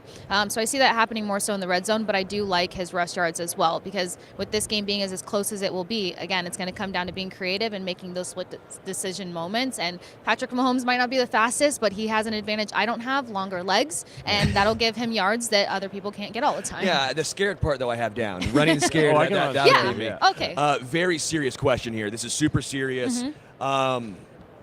Should we be betting on if Travis Kelce's going to propose to Taylor after the game? If you're betting no and the money value is high, sure. Betting yes. Look, their story is great, and I'm glad that it's legit and it's real and all the things. But if they end up proposing to one another, Travis would have to be like the most insane guy. Yeah, that'd be nuts. She's not even 1 year removed from her previous engagement, and then the song comes out, and then they're tying it to like his WhatsApp and stuff. Like, there's just too many. It's been like 8 weeks. It's been like 2 months. They haven't been dating that long. Not long enough. It's like Pamela Anderson and Tommy Lee back in the day. Like, there's like no way. I mean, look, when it's love, it's love, right? But I mean, I don't know. You can be patient, though. You can be a little bit more patient. I have read that the books could really take a bath if Travis Kelce wins MVP just because of all the extra money coming on Travis Kelce props with the Swifties. Do you see that as a possibility? Would you take that bet? Like, take a flyer on Kelce? Yeah, I would, because you know that everybody wants to get in on the action. Yeah. Look at before Taylor Swift became too much of a name in the conversation for the Chiefs, you can always count on Travis Kelce to find the end zone. So just imagine how heavy that was already hammered, and now you've got all of her fan base coming in on that, and then like the whole Gatorade being red because of her album and all the tie-ins. There's just so much value in just going with Travis Kelce in so many ways. And the beard he has now, we saw it at opening night. Oh, I hate it. That's a man who's very comfortable in his relationship. That's a man who's not That's trying when you to realize the impress relationship anyone. was real. That's when you because knew it he was didn't real. have to keep it kept. Because, women complain when they've been with a guy for a year. You're a couple months in and sporting that. So my fiance, I don't think she likes the mustache. But you see, you have to use some certain things here. I go, well, I had a mustache last year, and the Chiefs won the Super Bowl. So I'm sitting here you going, use superstition. I just wanted a mustache. Oh. So I pretended to be superstitious to grow the stash back out. Gotcha. Thank you for giving me a heads up on what to look for. What do you think of these fun bets, like the national anthem length, the Gatorade color? The Gatorade color is the one that cracks me up because there's somebody in that locker room with a huge amount of power.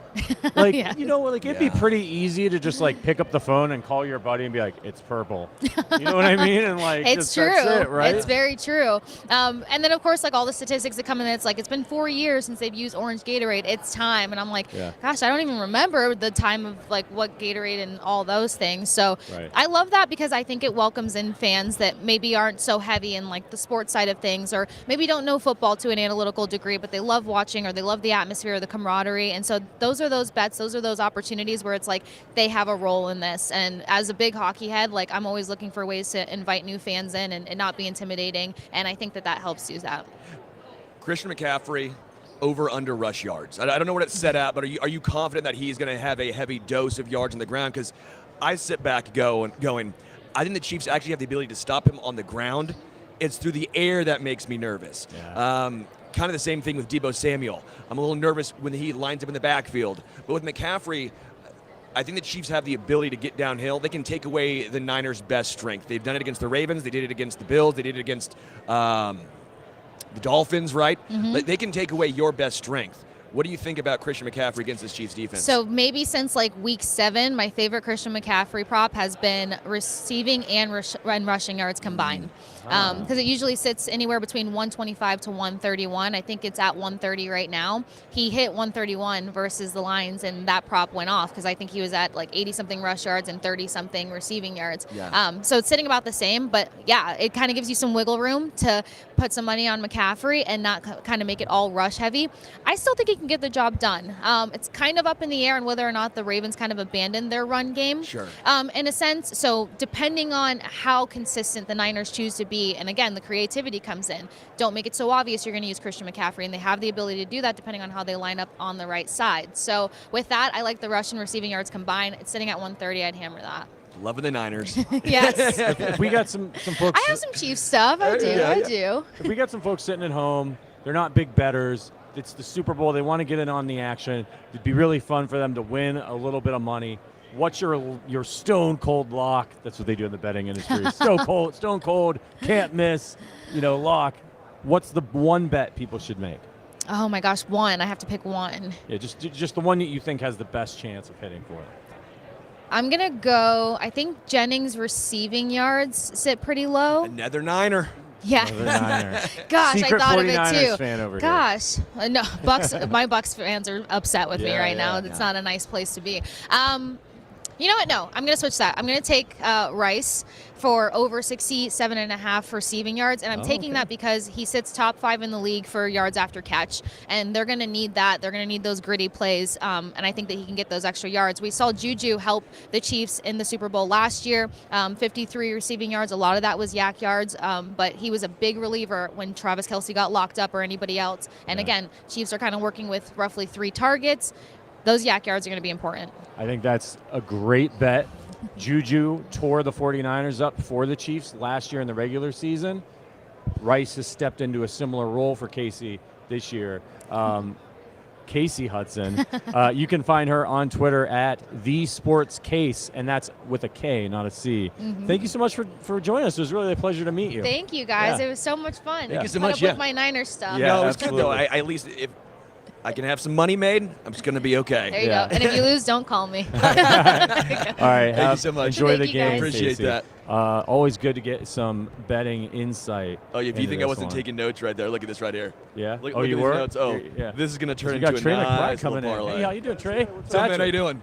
Trey McBride, tight end. See, I will Arizona eventually. Cardinals. This is the last day here. I'll eventually get the intro handshake down. Sometimes it's the left hand. Sometimes it's the Sometimes right. it's the fist pound. Sometimes it's Sometimes the. it's He just does a- the a head left hand nod, because yeah. he wants to show off his watch. Yeah. He's trying to get No, compliments. see, I've been trying to make the world more ambidextrous. There you go. Yeah. That's my goal. Switch The it up a left-handed little bit. handshake. There you go. I'm Yeah. really trying to bring this. Now you- trying there- to help America here. There you go. There you go. Yeah. Trey, man, so you're just making the rounds on Radio Row right now? Yeah, just zipping around here, talking to a bunch of the guys. This is cool, man. This is a great experience just to go out there and talk about everything, man. This is fun. Talk about football, man. It's not much better than that, right? Have you ever been to Radio Row before in the past? Yeah, I went last year because, the Super Bowl was there in Arizona, so I was Yeah. there. Yeah, I was there last year, and, plan on doing it, for as long as I can. This is fun. Yeah, and hopefully you won't be on Radio Row. You'll be that's in the the plan, game, no right? doubt. Yeah, that's the plan. Hopefully I'm, playing, next year. So. Yeah. Have you seen your Wikipedia page picture?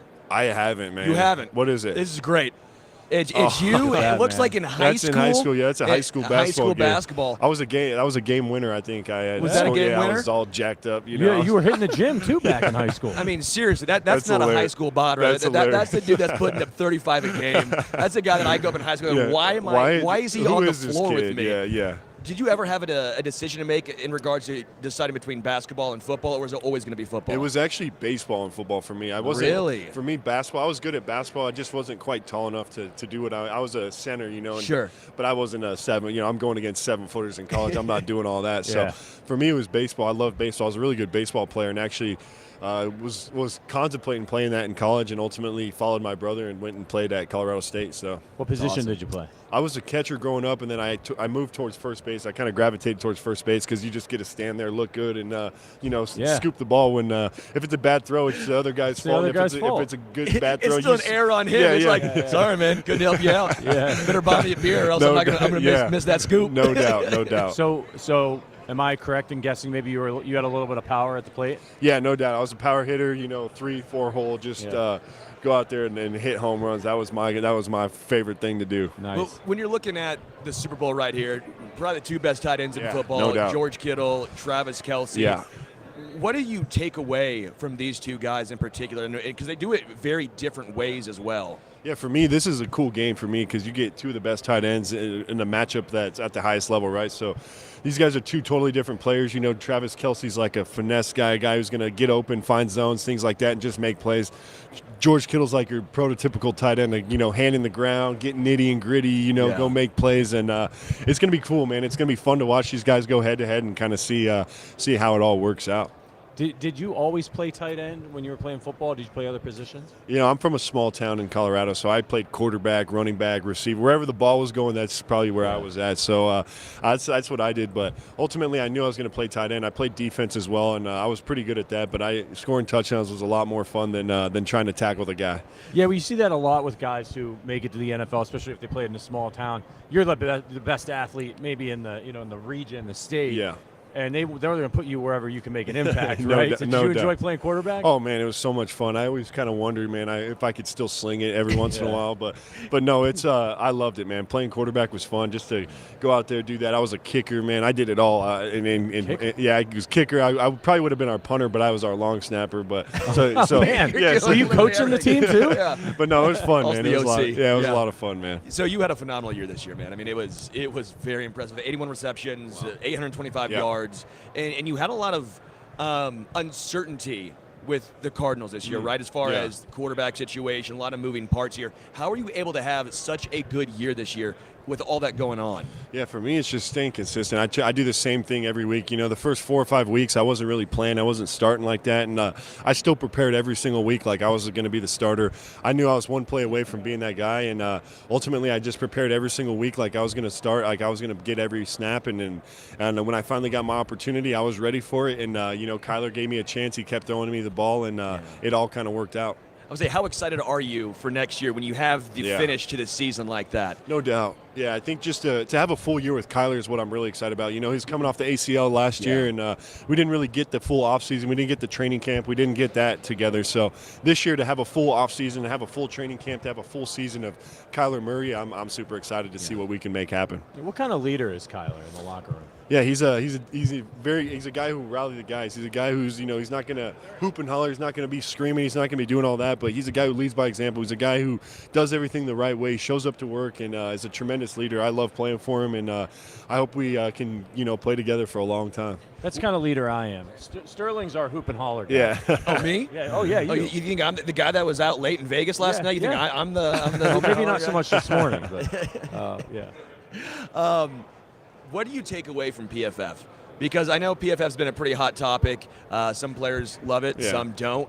PFF loves you, right? I think it actually kind of what you see, and then PFF backing it up. Do you ever get excited when you see those analytical accounts, have your back? Or you're kind of like, I don't really care. Yeah, I don't really ever look at that stuff, honestly. PFF's you just never know what they're looking at, and they don't really know what your job responsibility is on a play, and maybe they knock you for something that, so that's how I feel about it, because they don't really know what your job responsibility, what you're supposed to be accomplishing on every play. And sometimes you do it, but it's not the way that they think it should be done, and you get knocked or something like that. So I don't know. It's kind of a skewed thing, and I'm indifferent about it, truthfully.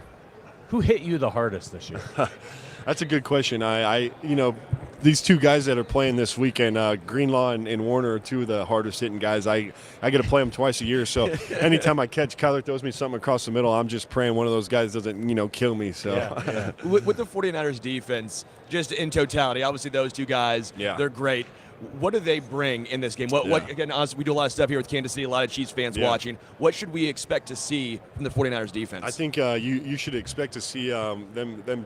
They got to do something with Travis, right? They got to stop him. They got to slow him down, and whether that's chipping him, whether that's putting, pressing him up, you got to slow him down a little bit, and that's exactly what I expect them to do. He's a great player that can take over a game, and if those two can get rolling, it could be dangerous. So I expect them to try to shut him down for sure. A lot of times when teams want to try to do that to a tight end like Travis Kelce, the Chiefs will put Kelce in motion so that they can't get to him off the line. Do the Cardinals use you that way at all this year? And do you like that? Do you like to be in motion rather than being state? Yeah, it's definitely a huge advantage for us because we can motion across. We can kind of see if they're following us, if it's going to be man. You can kind of get an indicator of what they're going to do a little bit before they do it. Some teams do a great job of disguising stuff and things like that, but for the most part, you kind of know what you're going to get before. Yeah. And to motion you and to get that, off press to make sure you can get a release, that's huge. And the Chiefs do a great job with that for Travis because he's always open for sure. We got a comment here that I want to get to. Appreciate you, Savannah. It says, Trey is from Greeley, Colorado, went to Colorado State, now he's in Phoenix, which is where Savannah lives as well. What do you think of living in the Valley of the Sun? Yeah, that's a great question. It's a lot different than Colorado. I love Arizona. It's been phenomenal. I just bought a house there, so I'm nice. good now for good. Putting some roots down there. Yeah, putting some roots down there. No, it's phenomenal. Arizona's a great place. There's no better place to be in the winter. The winters there are phenomenal. You get sunny and 75 every day, and it's snowing back in Colorado. So there's no better place I'd rather be right now than Phoenix. All right, so obviously the 49ers are y'all's rivals. Yeah. How do you expect the Chiefs to try to attack this 49ers defense? How did you guys try to attack? The thing about this defense, man, is they're stacked from top to bottom. They got talent everywhere, right? Yeah. You got Nick Bosa on one side, and if you get lucky, you don't have to block him. You got Chase Young on the other side. He's a phenomenal player too. So you got two of the best linebackers inside with Greenlaw and Warner, so they're just a phenomenal team. But I don't really know what they're going to bring. They're going to, like I said, they're going to try to stop Travis. They're going to do something for him. But for me, it's just I'm excited to see these two tight ends go and compete, man. This is going to be a lot of fun, and it's going to be a great matchup. When you watch the game, are you just so hyper-focused on the tight end? That's all I do, You're like, I don't care where the ball is. I'm watching the tight ends. That's how I watch football now, man. I find the tight end, and whatever he does, that's what I watch. If he's run blocking that play, I'm watching the guy run block for 6 seconds or whatever. So I just watch those guys and watch them get after it. So your team 12, 13 personnel. 12, 13 for absolutely, man. That's how every team should play. What was the transition like from college to the NFL? It seems like tight ends typically, obviously now there's been a little bit of change now. It takes a year, or in your case, some of it's opportunity, of course. Yeah. But like Hawkinson, for example, he's now one of the best tight ends in football, but it took him a few years to get there. Yeah. I always think that tight end is one of the hardest positions to really get a feel for. There's a lot that goes into it. What was that transition process like for you? Yeah, for me, it's just that you jump from year one to year two is huge. You just get the speed of the game down, how everything runs. You kind of get a feel for the NFL, and then in year two, you kind of know what to expect. You kind of know what you're going to get yourselves into and things like that. So it's very cool, man. But like you said, a lot of it is opportunity as well. Having the opportunity to go out there and for Kyler to trust me to throw me 12, 13, 14 balls a game is another thing too. It's also great for fantasy. In your opinion, who is the GOAT tight end? Yeah, there's so many. GOAT's a tough one, but I think Travis is doing it at a high level. You got Gronk, who's done there's so many great guys. But in my era, man, I love watching Gronk growing up, and then now it's Travis Kelce's just kind of running the show. He's so good. He gets open, and he does it at a very high level. So in my era, man, it's probably those two guys that carry it. How much do you like also Gronk, Kelce, and to an extent even Kittle? They're making tight end kind of the sexy position. Like, it's a lot more visual now. Like, I think back in the day, everyone knew Antonio Gates, Tony Gonzalez, obviously, right?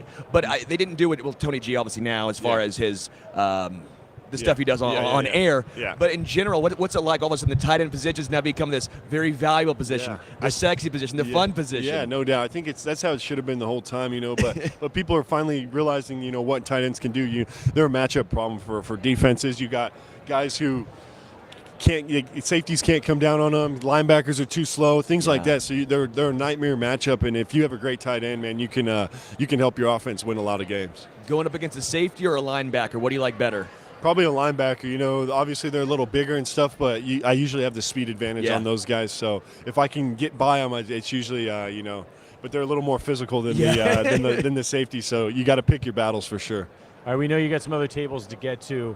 Do you have a final score prediction for this one? Who's going to come out on top? I'm actually pulling for the Chiefs, truthfully, because you don't want the in-division rival to win the Super Bowl. You never want that. So I'm pulling for the Chiefs, man. I hope it's a great game. I hope Travis Kelce and George Kittle both have 500 yards, man. That would be the best game ever, and no one else touches the ball, man. That would be pretty cool. But awesome. But other than that, man, I'm excited for these guys, and I hope the Chiefs pull it out. Well, congrats on your season, Trey. Thank you guys very much. Thanks for coming by. I appreciate you guys. Take care. It's Trey McBride. tight end, no longer a rookie. Yeah, absolutely. No longer a rookie. Man, I'll say this too. For the Cardinals. If you don't know the name Trey McBride, because I get it, he played for Arizona, all that stuff, right? Know the name now. Trey McBride is going to be one of the next really good tight ends in the NFL. Like, yeah,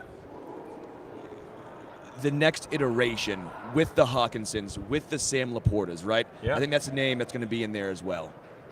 Hey, what's up, Rodney? Hey, how you doing? Patrick. How you doing? Sterling. Hey, how you doing, man? Doing well. We got Rodney McLeod here. Yeah, and company. This is Erica, yes? Yeah. Hi, Erica. Patrick. How are you? Nice Hi, to meet you. Sterling. Thanks for coming by. Oh, I'm sorry. I don't have those long arms, see? That's a nice little bit of hardware you got on there. Oh, appreciate it. Yeah, man. yeah. How often do you bust that thing out? Only on times like this. Yeah. To be honest with you, it's not an everyday accessory. More a statement piece. Yeah. So when you come here to Super Bowl, you have to remind everybody of that moment. What you did. I'll tell you what, man. It would be an everyday piece for me. I'd be wearing it in the bathtub, going to Starbucks, going to the grocery store. Yeah, I mean, I'd probably get robbed, but you know what I mean? I was talking It to a would be former fun. teammate yesterday who won the Super Bowl with me, and they said they left their ring one time at a lady's house. I was like, bro, no way you did that. Oh, yeah. But yeah, she's loyal. Yeah. It's still That's still on with eBay. that. Yeah, right. So you guys are here to talk. You've got a foundation, changeourfuture.org, correct? Can you tell us a little bit about that? Yeah, so we started a youth foundation in 2020, and it was our opportunity to really fight a lot of the issues that our kids are facing in the communities, whether it was in Philadelphia or a city that Rodney served. But we wanted to make sure we hit on mentorship, leadership, how to build confidence, how to build skills, give them opportunities and experiences that they've never had before, but a relatability factor with Rodney and ourselves. And I know you guys run this together. Eric, you have a big role. What are some of the challenges that come along with running Change Our Future? Oh, that's me? That's you. There's this no, it's great. I mean, I think there's a lot of pressures regardless when you're running anything and you call it your baby and it's your passion. But it's juggling a lot. During the season, Rodney's extremely helpful, even though he has a busy schedule. It's getting on meetings, meeting new people, making partnerships. There's incredible people doing big things all across your neighborhood. It's connecting with them because a lot of us have the same passion to give back to the youth and bring them through the ropes. So it's how do we work together? So I think that's the hardest part, is connecting with other genuine people that really want to serve the community. Do you all apply for a lot of grants? Yes, It's the big process, right? Yeah, we do, and that's an area of focus of ours going into 2024 is how do we diversify our funding, right, and make it a sustainable organization. And so those are some of the things that we're now starting to implement and make sure that we do apply for all of these grant opportunities that exist, because we're an organization that serves, the kids. And there are a lot of companies who believe in our next generation and want to, ultimately seek change the same way that we do. I have to say thank you because I lived in Philly when you won that Super Bowl. Okay. That was my All right, first. where were you? So I went down to City Hall. Explain the scene. Yeah. Went down The to crime City Hall. scene. And I drank a beer on City Hall. It was glorious. My first year I moved to Philly, I'm like, oh my gosh, good luck charm. Yeah. Then I moved to Kansas City. I moved back to Kansas City. First year I moved back, they win the Super Bowl. So I think I'm a good luck charm. So Okay. if anyone wants to, move me somewhere for free and you want your fan base to win, or your team to win, I think this is me. You are the guy. But I have to say thank you because that was just so much fun, man. Obviously, as a player, what was that like? Just the grind that year is so special, man. I mean, the rallying behind Nick Foles. Carson Wentz goes down. I think everyone there, myself included, I go, probably season's over. Yeah. Fun year. Yes. Season's over. But how was a team able to rally around and, of course, get it done over Tom Brady? Yeah, it's a year of faith. That's exactly what it was. We had to really lean on our belief in one another, and I think that was formed early on. We had a deep connection for one another that allowed us to be able to overcome so many trials and triumphs that season, and to be able to still walk away the best in the world that year, man, says a lot about the men and the character and identity of that group. And so every time I put the ring on, I think it's just a reminder of everybody that contributed to this ring. And it truly was a special year, and the relationships that were formed that year didn't end in 2017 or 18. Like, we still have our Super Bowl DB group chat, that's still active, still connecting with guys, going to people's weddings and everything. Yeah. I got my boy Jalen Mills getting married in a month that we're going to go see. So those relationships are forever. And that's what I cherish most about that year. You think he's rocking the hair still for the wedding? You think he's going to have the... He's got the I don't think color? anything is changing. It's changing the color. That's him. Yeah. You're going to get what you get. And his lady, she loves him for it. Favorite cheesesteaks in Philly? You have a favorite? So after I arrived at Philly, I surely became a pescatarian, so I didn't get to indulge in so many. But in my short span of time there, I did like Ishkabibbles. Ishkabibbles, right there. That's and my the spot. family would echo that as well. Yeah, I'd say the same. I mean, we both don't eat a lot of meat, so it's one of those things where it's Jim's, it's Pat's, you hear all the names, and I'm like, you know what, I'm going to give it up one time and just try all of them. D'Alessandro's too, like people like that. D'Alessandro's is fire, Yep. Now, Rodney, as I understand it, were you the official red carpet reporter for the Browns last night at the NFL Honors? So I missed my opportunity. You missed it. I missed it. What happened? We were late leaving here, so that affected us arriving to red carpet a little later. So I didn't have the time necessary to interview a few guys on the carpet, but I was looking forward to it.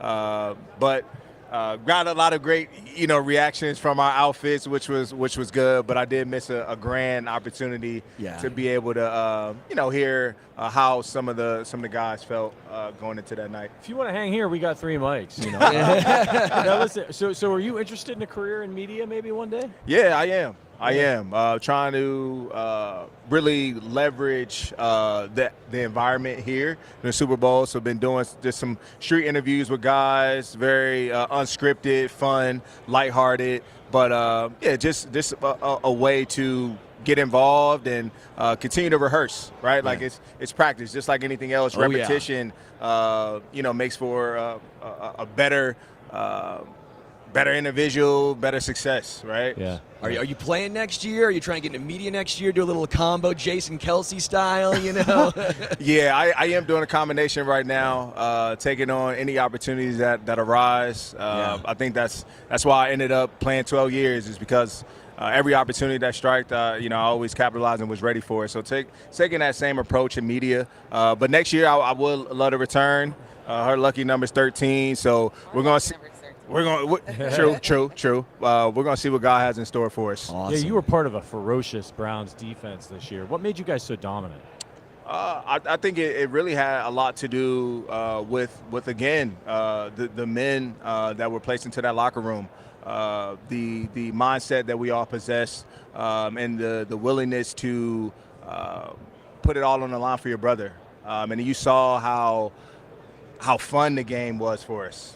And that feeling was also envied from a lot of other teams. Because of the amount of celebrations, the way that we bonded, and then that just translated into us having great success this year. So, again, it reminded me a lot of Philly, just because of the amount of injuries that took place this year and how we never wavered. We didn't flinch. We just kept going. And that is just the resiliency of the entire team. When Joe Flacco came in, it kind of is reminiscent because Nick Foles. Right? It was the same. Were you just sitting here like me and her? We're like Flacco might do it. He's giving us a lot of Nick Foles right now, and I'm liking what I'm seeing. So playing for 4 different teams, how hard is that to try and get used to the scheme? I think a lot of times as fans, even media, we don't always adjust for guys, especially earlier on. I mean, you're just all of a sudden saying, oh, well, they were good here, but sometimes it's a different system, different scheme, obviously different coordinator. What is that like transitioning?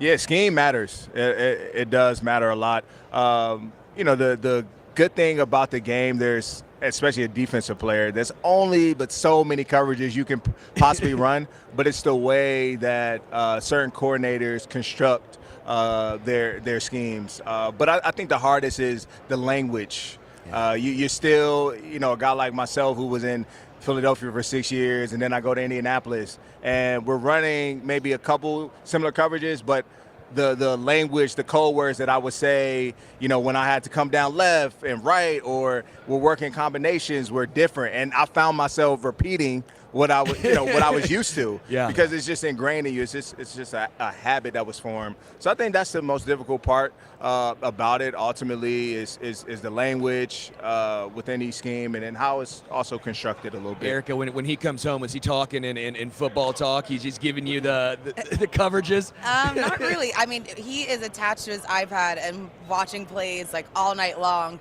But I love football too, so I'm probably asking more of the questions. Like, okay, so I sound good in the stands. Like, let me make sure I know what this is. Okay, we're in cover two. We're like this. So penalties and everything. Oh yeah. So it's good when we watch games. At least I know what's going on. Yeah, she's like 12 personnel's coming out. 12 personnel, watch out. Rodney, I got to ask you. Did Flacco really fall asleep on the sidelines? And did you guys give him shit No, he for did. it? He did hit the snooze button. He did. He did. You can't blame him. Right? Yeah, he'd done his work for the night. That's it. But did you guys give it to him in the locker room when you saw that clip? We did. Yeah. We did. And he embraced it. Flacco is an incredible teammate. We crossed paths in Philly for a short span of time. So seeing him back in the locker room was good. He took the crown, the oldest, in the locker room from me once he came in, so I was happy about that. But yeah, he's just an all-around great dude, great father, and man, he meant a lot to us this year, being able to step in and fill some big shoes, and have one of his best, games of his career. And down that stretch. Have you ever nodded off on the sideline? No, I never. No? I've never done that. I've never done that. I'm like I'm too locked in. Yeah. Like, people probably sometimes like, Rob, why are you so involved and looking in the offense? And that, it's just me. It's just me. Coach Rob for sure. Yeah. Have you ever gone up against Gronkowski as he walks by right there? You ever have to lock it? I guess you would have also. Super Bowl. Yeah. I think one of the first plays, they threw an over route to him. Classic Tom Brady, over the middle, about 15 yards. Had to make a touchdown saving tackle against him. But he's one of the best. As we know. The last play had a little bat down, but earlier in the game, though. Who was the hardest guy you ever had to go up against? Was there a certain guy you played multiple times? What skill group? Yeah, to say, because it could be a little bit of anything, right? Yeah, receiver, running back wise, Adrian Peterson, Marshawn Lynch. Yeah. Those were two in their prime, very hard to stop. And then I think on the receiver front, Antonio Brown, Odell, Julio Jones, all very impressive. So they're all dynamic in their own, and they create different areas of issues for you as a defender. There were some really strong and stout defenses in the AFC this year. Obviously, the Browns, Baltimore was really good. What's your take on Kansas City's defense? I feel like they were a little underrated all season long, and then you see them go up against Buffalo, Baltimore in the playoffs and show out. Do you think those guys were underrated throughout the year? I believe so, and I think that's been my focus on why I feel Kansas City will win, is because I think their defense now is no longer the question mark. They're the answer. Yeah. They've done it countless times throughout the season. Mahomes hasn't put up a 40-point games. When you look at it, it's 24-17. It's a grinded out type of game, and they're now comfortable in that new role. Whereas a couple years ago, you would say they're bend but don't break, right? Totally. You have a lot of worry about that defense. It's whoever has the ball last. But now you see them getting countless stops over and over again, similar to how they ended up here. They had to stop Lamar Jackson I don't know how many times, right? Because the Baltimore defense was stout. So I think they're up for the challenge, and like anything else, defense wins championships. Would you ever consider going over to KC and playing for Steve Spagnuolo? Steve Spagnuolo is a great coach. I think, I've seen a lot of players I know have great success in that scheme, but It's a winning environment, winning culture over there. So I think anybody would, if they had an opportunity to go over there and play with Mahomes, that's going to put you in the best chance possible to end up possibly with a ring. You hear that, Brett Veach? Give this guy a call. When it comes to Isaiah Pacheco and how he runs, when you see him, are you sitting there like, man, I do not want to tackle that? Yeah, I know you can't have that on the field, but like those high knees. He runs explosive. He's a little jitterbug. Yeah. He always is moving forward, keeping his legs going, and he's been a very intricate part as to why they're also winning. Yeah. And so I'm looking forward to him having a game himself. But, yeah, Pacheco's made a lot of splash in such a short period of time in this league. Yeah. All right, so you already told us you think the Chiefs are going to win. We haven't heard from Erica yet. Who you got in this one? I also have the Chiefs, and unbiasedly without discussing it. But also, I hear the defensive scheme and how Rodney takes his play on it, but I think also it's that experience. I used the example earlier, like Brock Purdy, he's back. He made his comeback after that loss and being hurt and playing against the Eagles, right, last year. And now it's his time to shine, and there's a lot of light on him. What do you take? Is it the distractions from Super Bowl week, or do you take away, like, you're playing against a great, you're playing against, like, Tom Brady 2.0 right now, which is Mahomes, who always pulls out a touchdown some way. So I'm calling it the Chiefs. You thinking about a career in media, too? Tom You're Brady pretty good on the 2.0. mic as well. Yeah. I do like sometimes when I'm behind the mic, but we have different styles. Rod is very much so, like, podcast flow. He could keep going. He knows he's really good at interjecting, like in the conversational set. But me, I'm like, I can smile and wave. And You guys got a podcast? Nah, we don't. But give us a call when you're done playing. We'll get you one up and running. All right, say less. do it. Say less. We You can heard have it right here. Yeah, appreciate Everyone, you guys coming by. go to changeourfuture.org. Changeourfuture.org. One more time. Everything you guys are doing is phenomenal. Can you Thank give one more speech to everyone? Yeah, I'd say Change Our Future. It's all about the kids. We're all about giving back, pouring into the minorities, the communities that need extra help, that don't have the experience and opportunities. Let them dream really big, because the world is their oyster, and it's just bringing someone along that can help them reach that goal. So. Awesome message. Yeah. Now, love mic it. drop. Drop that mic. Yeah. No, don't drop it. We got to pay for that. I appreciate y'all coming Thank by. you for having me. Thank you so much. We appreciate it. Thank you. Thanks, Awesome. boss. See you, man. Great conversation. Take care, y'all. Again, thanks for letting me drink a beer on City Hall because of you. Yeah. Thank you. Yeah. That's Appreciate your good luck. I appreciate that, man. All right, Yeah. thanks, y'all. Contributed to the city, man. You're forever loved. Yeah. Yes. See that? I contributed to the city. That's what we're counting that as. The Chiefs fans aren't going to like all your Philly talk. I got to say. I mean, come on. I'm just keeping it real. I'm just letting people know that it was I'm a good luck charm. I got my head of content brain spinning, man. I think those two would be great on a podcast together, talking about the game, talking about some of the off-field stuff. Just real awesome. just real easy together, you know. Is that Flavor Flav walking by? That's awesome. Has he got the Flavor Flav's walking by. He's got a great clock on.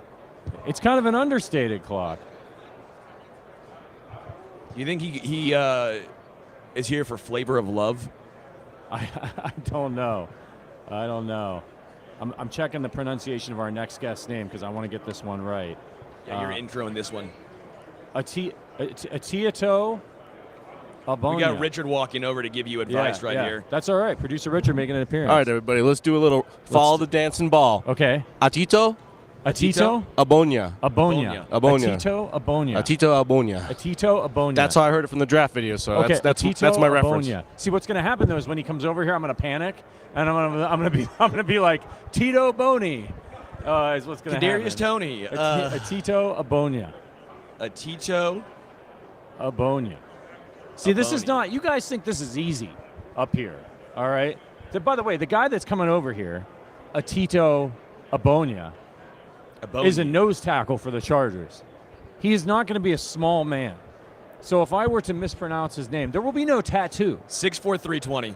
Yeah. You ready for that one? 6'4". What? How big? 6'4", 320. No, I'm not ready for that. You're closer to him. I'm not ready for that. Have fun. Otito Ogbonnia. That's not bad, right? Otito Ogbonnia. Otito Ogbonnia, nose tackle for the Chargers. I am totally You just made gonna, Richard very happy. I'm gonna blow it. I know I'm gonna blow it. Okay, guys, we are at $865 donations for Special Olympics. I don't like it. 865. Malcolm's back there. He's thrilled. I don't Malcolm, like it. You getting excited? Malcolm, get that camera on my guy Malcolm. Malcolm, have you heard this? That I said that I made a mistake, Malcolm. I shouldn't have said what I said. We are again donating for a special cause. It's for Special Olympics, and if we get to $1,000 in donations, And the Chiefs win. They're gonna win. The Patrick's getting a tattoo. So what was the tattoo again? Well, they said I have to get a Joker tattoo because that was my call sign. That was the deal. I don't feel like I specified what kind of Joker tattoo I would get. Kadarius Toney. Like his face, because he is the Joker. The Pat Mahomes Joker tattoo. What about I like feel like Batman Joker? I feel like this is my choice. If I have to go through with this, I feel like I get to get whatever size, whatever style tattoo that I want, since it'll be on my body for the rest of my life. I'll be able to set an example for my son as well. I disagree with this. About what not to do, what bets not to make. And then if you're going to make a donation bet, go higher than $1,000. Go $100,000.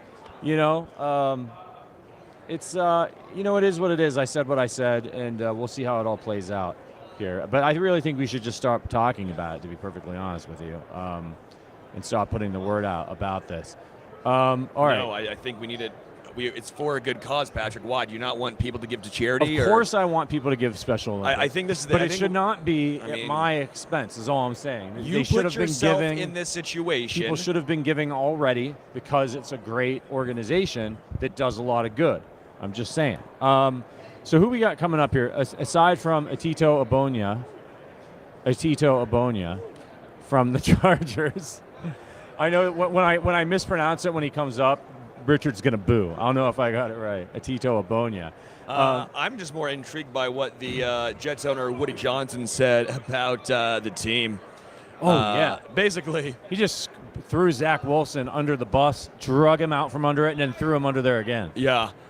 Speaking to reporters, Johnson listed team needs for the offseason. When it was suggested that a backup quarterback should be on the list, he agreed, saying, quote, "You need a backup quarterback. We didn't have one last year." Big yikes. Not cool. No, I mean, look, he's an owner. He's got lots of money. I guess you can say stuff when you do that. Hasn't stopped Jera over the years from speaking his mind. But, yeah, that's pretty rough. So, again, we've got Otito Ogbonnia coming up from the Chargers, nose tackle for them at some point, maybe.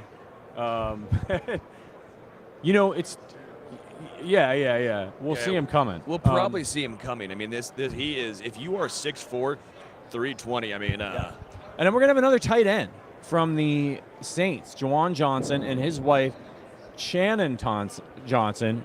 I might need a pronunciation on that too, Richard. Chanen. I think that seems pretty straightforward. Chanen Johnson, and they're gonna be here on behalf of Verizon. So we've kind of gotten lucky in that we've got this game with two marquee tight ends, and we've had lots of tight ends come through, both current and former players, to kind of give us their perspective on the position. 100%, but I'm feeling like old man right now, like almost like dad mode. Patrick's been leaning back in his chair, and I want to just yell, dude. Making you nervous? Yes. I'll go right through It's bad on the chair legs. I don't care that they're plastic. I'm going to say what every dad's ever said to kids who lean back in their chair. It's bad on the legs. Yeah, but because I'm an old man, I've got a bad back. You're going to fall directly right into the Arrowhead Addict. The Arrowhead Addict thing. I'm shaking him right now. I'm shaking him like a Polaroid picture. Yeah, we're down to our last two guests. Sterling, what do you think, man? I mean, should we start getting into our prediction for the game here? Is now the time? Do you want to save it for the end? I don't know, Patrick. I don't know, Jim. I don't know. It's Patrick Mahomes, and it's Brock Purdy, and it's George Kittle, and it's the touchdowns. I think it was pretty good. I was going to keep letting you go on that little Romo rant. Romo. All right. Romo. What do you think? Prediction time? Yeah, let's do it, man. Why don't you kick us off? No, you go first. You're making me go first. Yeah.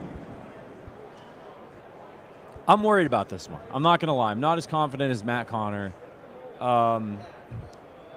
You know, I do think, though, top to bottom, a lot of people have said that the Niners have the better roster, and I don't agree with that. I think the Niners have a lot of splashy names. I'm not saying the Niners don't have a good roster. They have an excellent roster. They're in the Super Bowl. But when you think about the Niners, and you're like CMC and Ayuk and Kittle, and obviously Brock Purdy's got a lot of play this year, you know, you hear a lot of these guys, and when you hear about the Chiefs offense, it's like Rashee Rice, nobody really knows, outside of Kansas City, they don't really know who he is yet. Isaiah Pacheco isn't really a household name at the running back position just yet. You've got Travis Kelce, you've got Patrick Mahomes, but Tyreek Hill's gone, and people think that this Chiefs team is weaker, and if they were casually paying attention to them during the regular season, they were not playing well, especially if you tuned in on Christmas Day. You probably think these guys are frauds, but you're wrong. You're wrong. And so in this one, I've got the Chiefs. I actually think it's going to be a little bit higher scoring than most people think in this one. I got the Chiefs 31, Niners 27. I think it's going to be a tight game. But in the end, I think experience and coaching is going to will out for the Chiefs. Man, that's a lot higher scoring than I think. I'm going to go 23-17 Kansas City. I think 23-17. It's going to be a close game, I think. Low scoring. The Chiefs will get it done because they have 15 end of the day. You know, that's right, 15. You know, all the talk about Brandon Ayuk and CMC and weapons, I think this defense is so good. And again, I don't think the Niners are necessarily a great schematic matchup to face Kansas City. I think the Chiefs have the advantage at they can take away what the Niners do well. Can the Niners take away what the Chiefs do well? I don't quite think so. Now, a little different. Fred Warner, he's going up against Travis Kelce. You might be a little intrigued by that. You're right. Fred Warner, best linebacker in football, but Kyle Hamilton was the best safety in football and got torched by Kelce. Yeah. So I'm sitting here going, that's great and all. You might be a stud. The issue is the dude on the Chiefs side is a bigger stud. Yeah, absolutely. It's Travis Kelce, man. I mean, it's not like he hasn't gone up against the best of the best year after year after year.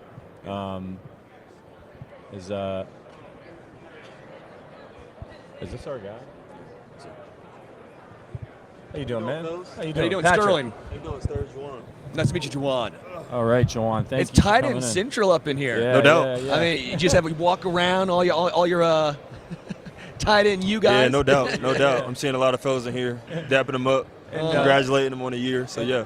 And we have Chanen with you, right? Did I pronounce your name correctly? Chanen. Chanen. Yes. Gotcha. Okay. I'm just pass it to you. I was asking our producer. I was like, look this one up for me because I want to make sure I get it right, and I blew it. Who you guys out here working with today? Yeah, so we're here working with Total by Verizon. Yeah, we're here with Total by Verizon. They have their first Super Bowl ad. Really exciting. It's going to be on the Univision telecast for the Super Bowl. Yeah. It's really cool because it's all prepaid, so it makes it really economically, helpful. I'm not gonna lie, the commercial gonna be dope too. Yeah, the commercial will be cool. It's a swap and maintain twist. So, we we like a little dancing and stuff like that. So yeah, and obviously a lot of guys who are rideshare drivers are gonna be able to get their car washed for free, and that's gonna be super dope. So that's awesome. Yeah. That's really cool. When you look at this upcoming matchup, as a tight end, obviously, you see Kittle, you see Kelce. Right. What is that like for you? Because you're going to be so probably hyper-focused on those two guys. Yeah. They're currently right now. Yeah. You'll get there, but right now, no doubt. The two top tight ends in football right now. Definitely. What's that like for you watching the Super Bowl with these guys? I definitely don't take any offense because those are the guys who are at the top of their, the top of the position right now. Those guys are playing well, extremely high. Those guys do it with class. They don't, badmouth anybody. They honestly just do it with so much class and grace. And so, Travis is, obviously an older guy, and George is getting up there, but those guys are still playing at such a high level. And then blocking their butts off. Like, people see Travis, like, he blocking his butts off. Yes. You see him last game getting his hands dirty. And I love that. So I'm really excited for both guys to, do the thing. As a talented pass catcher yourself at the position, what is it that makes Travis Kelce so special and so deadly to a defense? I just think the experience that he has, but he's so keen into what the defense is doing. And that's something that younger guys don't know. If you don't know what the defense is doing, you can't sit in zones. You can't set up certain, releases or set up certain routes like you can. But Travis has been doing it for a long time, man. He's been doing it at a high level for so many years, having 1,000-yard years after 1,000-yard year, and you wonder why. Because he knows what's going on in defense, and so that's something that I try to look at when we're going to tight end U camps and stuff like that. That's why it's so crucial to go there, because you learn from him, you know what he's doing, and he's just doing big things. What is tight end U like? What are those camps actually like? Yeah, they're fun. I mean, she was always wondering why. She was like, "What are you doing over there?" But I was pregnant when he went, so I didn't get to go. I was like about to pop, but I was like, man, I feel like I have FOMO right now. Yeah, so you have like the wives there and stuff like that. You bring the girlfriends, and we all have a good time after we do the work and we do the classroom, we doing all the other stuff, and so we all have a good time afterwards. And everybody's asking, where's Shan? Where's your wife? And I'm like, well, she's about to pop in like 2 minutes, but she allowed me to go over there just to have a good time with the fellas. And so, it was just good to, like I said, be in the classroom, run some routes, and just have a good time. Now, when I was doing my research, and we've interviewed a lot of people, so forgive me if I got this one wrong. Did you guys just have a child just recently? We did. We had one 7 months ago. 7 months yeah, ago? she's 7 months. Oh. She's actually yesterday. She turned 7 months old, and we missed it. Yeah. So, okay, my wife is 6 months pregnant with our first. You guys got any advice for me? Because I'm like right behind you here. Okay. I'm starting to freak out a little bit. Give us some advice. Dad advice. You need dad advice. Okay, dad advice. My bad. Honestly, it is. I honestly want you to go into it kind of blind, because honestly, having a baby is probably the most exhilarating, exciting things you're ever going to probably have in your life. Yeah. And it's going to be so good. It's going to be so transformative for you. You're going to find a love that you never had before. It's going to be different from your wife's love. It's going to be different from any other love in sports or wherever the case is. Yeah. It's going to be so special. And you're always going to want to take care of that baby and hold that baby with so much precious possession. I'm excited. How am I going to get sleep? It's just that's not on the table. Well, it depends. I got sleep. Yeah, Chanen allowed me to get some. Well, you had the season sort of going sleep, on, right? So. That's the only reason he got sleep. Yeah. But now, if it happened now, no. Yeah. But yeah, like I think you're not gonna get much sleep, but I'm not gonna lie, you're gonna find a different strength in yourself. Yeah. And that's something that no parent that's not like somebody that's not a parent will never understand. It's fantastic. Like you will find it. You will find it. I'm excited, man. I appreciate it. Absolutely. So tell us what's the hardest part about playing tight end in the NFL? Yeah. I feel like the hardest thing, well, I feel like for her, the hardest thing about me playing is that she doesn't know what's going on.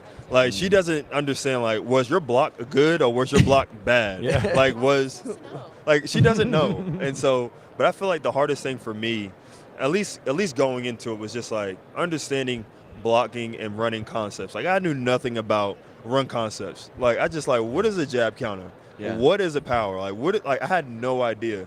But, just me investing my time and stuff like that, learning to run schemes and stuff like that, I think that was the biggest thing for me, because passing, I can do whatever. Like, you can put me at any position, I know what I'm doing. Yeah. But in terms of just, like, the run stuff, I had no idea, and I had to take a lot of time, a lot of hard work to get to it. You've been really good in the red zone in your career. Yeah. Why do you think you've been so solid there? Because obviously, I think the Chiefs, for example, they've actually struggled this year a lot in the red zone. They've stalled out, but you find success. Why are you so good when the field shrinks down? It's my mentality. It's definitely my mentality. I feel like going into it, it's just like, when you get past 25 yards and in, I'm thinking like, this is my touchdown, and this is me. Like, this is what I go into it. And even like before the season started, she was like, all right, well, I just want you in the red zone. Like, it doesn't matter where you feel. I just want you to, because that's where touchdowns come from, and that's where she can celebrate and have a good time. Yeah. But honestly, like, when I get to the red zone, I know that's me. Guys love big bodies. Derek loves big bodies in the red zone. He just wants guys to make plays. Yeah. Chanen, you were an athlete as well in college, right? You were a gymnast? I was, yes. What were your best events? I did all four, vault bars, beam, floor. I definitely starred in bars. That was my thing. But yeah, all four. It was really cool. Well, my sister did gymnastics too. She was kind of tall. She always had a tough time with the bars. Yeah. Did you run into that? How tall are you? I did. Okay, so I'm 5'10" right now, but when I graduated college, I was 5'6". Oh, wow. Gymnastics stunted my growth. Oh, man. So, I mean, 5'6" is still pretty tall for a gymnast, I'm not going to lie. Most of my teammates were 4'9", 5 feet tall. So you grew 4 inches after college? I did. That's crazy. How does it stunt your growth? I think it's all the pounding on the body. I think it's just like, and then just gymnastics is such a high intensity sport, puberty and all that really doesn't hit until after. So I think a lot just happens. Do you miss it? I do. Yeah. Yeah, I'm excited. This year is the Olympics, so I'm like, get to get back into it a little bit. It gives you good fitness foundation, though, right? that you can take with Totally. you I for the think rest of every your life. child should. That's my tip. Parent tip. Pro tip. I've heard a lot about that, about boys and girls, like when they're young, Everyone. start them in gymnastics and like wrestling and stuff. Yes. Yeah. Absolutely. Absolutely. Yeah, cool. All right, so Juwan, who do you think has the edge in this game? Two really good teams here. You got the young, up-and-coming quarterback. Yeah. You got, GOAT 2.0 Yeah. and Mahomes. Yeah. Who are you liking in this one? I don't know necessarily who I'm going to go with, but I will name out the highlights of each team. I will say that the 49ers have a juggernaut of a squad, a juggernaut of a roster, both top to bottom, from quarterback all the way down to the kicker. Like, they have a pretty solid team. And I will say, from the Chiefs' point of view, they've been here. They've been here so many times. And if Mahomes wins another Super Bowl, that's 3 for him, I think. That's 3. And him and Travis. And it doesn't matter who, it doesn't matter who Patrick Mahomes has on the outside. He just always makes it work. Like, I had no idea. If he had told me 2 months ago that the Chiefs were going to be in the Super Bowl, I would have said no. There's no way. But here they are in the Super Bowl, about to get a third championship. Third Super Bowl under Patrick Mahomes. How did that play go down? With Jameis Winston. I don't know. Were you in the huddle at that point, giving it to You're asking about that play. with Jamal? You get people in trouble here. I'm not trying to get anyone in trouble. Oh, man. I just thought it was interesting. No, Then you hear Jameis, and we agree as a team. And it is kind of cool to see at least a team say, what, definitely. we want to do it for our guy. We want our guy to get this. Yeah. Well, I'm going to give you the backstory of some of it. I think I was supposed to be in. I told Jimmy Graham earlier. I was like, well, this is our last game, so you might as well go in and finish it out. But I was in a way kind of joking because we were just about to kneel it. Sure. So he went out there, and I was like, what are we in? And they were like, yeah, we're in like victory formation. Yeah. So I was going out there. I was like, no, come out. So I was like, all right, cool. I'm gonna step out. And so we're in victory formation. And, Jamal hasn't scored all year. I mean, he had the most touchdowns from any running back last year. Mm-hmm. And now he doesn't have not one. Yeah. And we've been talking about this, like, going into the last. I'm just like, man, Jamal doesn't have not one touchdown. And yeah, man, so, we're at the 1. I don't think it would have made a difference if Tyron, because before that, Tyron had picked it off and brought it down to the 1. Yeah. And so we're at the 1. And from my recollection, like, everybody was saying, like, yeah, we're gonna score. And obviously on the other side, the Atlanta was like, are you guys about to run it in? And nobody said nothing. So they were asking? They were asking, like, are y'all about to run it in? And nobody said nothing. And then that's what happened. But honestly, it's always going to be a team decision. Like, sure. The guys in the huddle, like, we all love Jamal. That's one thing. Like, Jamal is probably one of the most selfless teammates that I've been around, aside from Jameis. And honestly, like, getting him the ball, like, I was down with it. Like, I was riding with that 100%. And so anybody that say, like, yeah, we should have nailed it, nah, you got to stop it. Like, at the end of the day, like, we always play till, every at the clock hits zero. So, yeah, do no you doubt. think you should have came out in, like, a regular formation so the guys knew what you were going to do? Yeah, we should have, but we didn't. I mean, you can't look back and say, like, oh, yeah, we should have did this. But the thing is, like, going into it, it's just kind of like, all right, we're in victory. But, when all is said and done, it's just like, let's get Jamal the rock. Like, get him a touchdown. He ain't scored all year, man. So let's give him the rock. Yeah. And honestly, from the sideline, I'm just like, I'm down with that. Because everybody was hyped on the sideline. It's not like everybody was like, whoa, what's going on? Everybody was hyped. Well, that's what it was. It was a team rallying around Definitely. for him. This Definitely. was for Definitely. Jamal Williams. So I thought it was a really and we don't like Atlanta as is. So right. And it's just like icing on the cake for us. Double whammy right there. Like a double whammy. Yeah. Derek Carr, what is it like with him? Obviously, Derek Carr, Raider for a long, long time. What is he like as a leader? What is he like as a quarterback down there? He's like a leader I've had before. He's a little bit like Justin Herbert in ways. Like, he's not like a rowdy guy, but he is like a silent assassin in some ways. And that's something that I love about Derek. Like, there's so many things to leaders that people really don't know. And he's a great guy. He's a great believer, and I always like talk to him about everything. And that's one of the guys. He's very approachable. He's not like a guy that, you can't talk to him all the time. You can talk to him about anything. And that's something the guy, like, you got to have. And he's dealt with a lot this year. Dealt with criticism, dealt with the boos. He dealt with injury. He was banged up, right? And he was banged up, and he still managed to do his thing this whole year. Yeah, we have a lot of respect. We have a lot of Chiefs listeners, Chiefs fans. But I think a lot of us, we all have a lot of respect for Derek Carr, even though there was the rival for the longest period. No doubt. I found myself rooting for him when he went to New Orleans. Yeah. It was just because he was rocking the black and silver. No doubt. But there's just certain guys you're like, he's a good dude. Yeah. He's been through a ton. Also, no doubt. when in Las Vegas. No doubt. I'm rooting for his and obviously doubt. New Orleans success as well. So and it'll all work out. And that's one thing that I will tell people. Like, I'm always riding with Derek. Like, Derek is my guy. And I think, people don't give him enough credit for the things that he does, aside from all the things that he goes through. Yeah. Like, he still manages to show up on Sunday and do his thing no matter what. Yeah. Is there a player that you idolized growing up, or a tight end that you modeled your game after? Yeah. Well, at first I didn't model any game after a tight end because I was a receiver first. Receiver, yeah. But I would say I love Calvin Johnston. That's somebody that I love, growing up, just how fast he was, how big he was, how consistent he was, and he just would grab anything in his vicinity. So I love Calvin Johnston. Yeah, man. when did the transformation from wide receiver to tight end happen? Yeah. When was that? When was that going? When my wife was making all the good food, that's when it happened. like literally, that's when it happened. But yeah, man. I mean, I had so much weight on me, and I was like, man, like I can't not eat because I just felt like just my body was growing kind of fast. Sure. And so they told me like, yeah, man, if you gain some more pounds, we got to put you at tight end. And then in that night, we started eating. I was like, yeah, we eating. We tried to go to tight end. And the next off season, that's what happened. I moved to tight end. So Chanen, are you the cook in the family? I am. Yeah. What's his favorite dish that you make? He loves the Mexican food I make. I'm Mexican, so he obviously loves that. But yeah, he had never had Mexican food until the day he met me. Oh, like from Jersey, you don't really have Mexican food. I guess you're right. Yeah. What part of Jersey? I'm from South, so I'm right next to Philly. So you're gonna get more Italian. Like you're gonna get more Italian cheesesteaks. Like you're gonna get silly. Like we don't do like Mexican food. Crazy. What's your go-to? What do you make? And what kind? He loves the tacos. Tacos. Oh yeah. So she makes like the shell herself. Like she makes. Really? So she makes the shell. She she puts it in oil and she flips it, makes it a certain way. And I'm all for that. Like I'm all for that. Like I don't want to I don't. Pre-made shells. Yeah, I don't want you to go to the store, get your shell. Like I want them things made. Right. Yeah. Corn or flour? I do corn. Yeah. Yeah, because I like to make the typical hard shell taco. Yeah. Mm-hmm. Corn's the way to go. Yes. As a man who I make a lot of enchiladas myself. Oh, so period. yeah. Love a good Just enchilada. had some. Your dad just made some. Yeah, my dad made some. He just made some right before we left. Real quick before you guys go, tell us one more time about the work that you're doing with Verizon. So we're working with Total by Verizon, and so we're so excited about it because it gets to help a lot of people, and they're. Honestly, my favorite thing right now is the fact that they're doing the car wash. Did we mention that? They're giving free car washes for all rideshare drivers, which is amazing. That's honestly amazing. Yeah, it's so cool because it's intense here right now. Super busy and crazy. Yeah, we told y'all, but it's a twist on Suavemente, so we're excited about that. Yeah. It's their first Super Bowl commercial, so that's really exciting too. Obviously, it's super affordable and convenient because it's prepaid. Yeah. We're about to record a fun little TikTok doing a little twist on the dance, so we'll show y'all. You'll have to check it out. Yeah, sure. All right. Well, we appreciate you coming by and enjoy the game. You guys going? Absolutely. We are. Yeah. We will be. Nice to meet you. We'll be there. Yeah. Nice to meet you guys.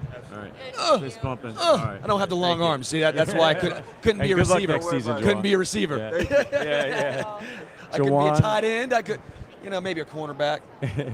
Juwan and Chanen Johnson working with Verizon.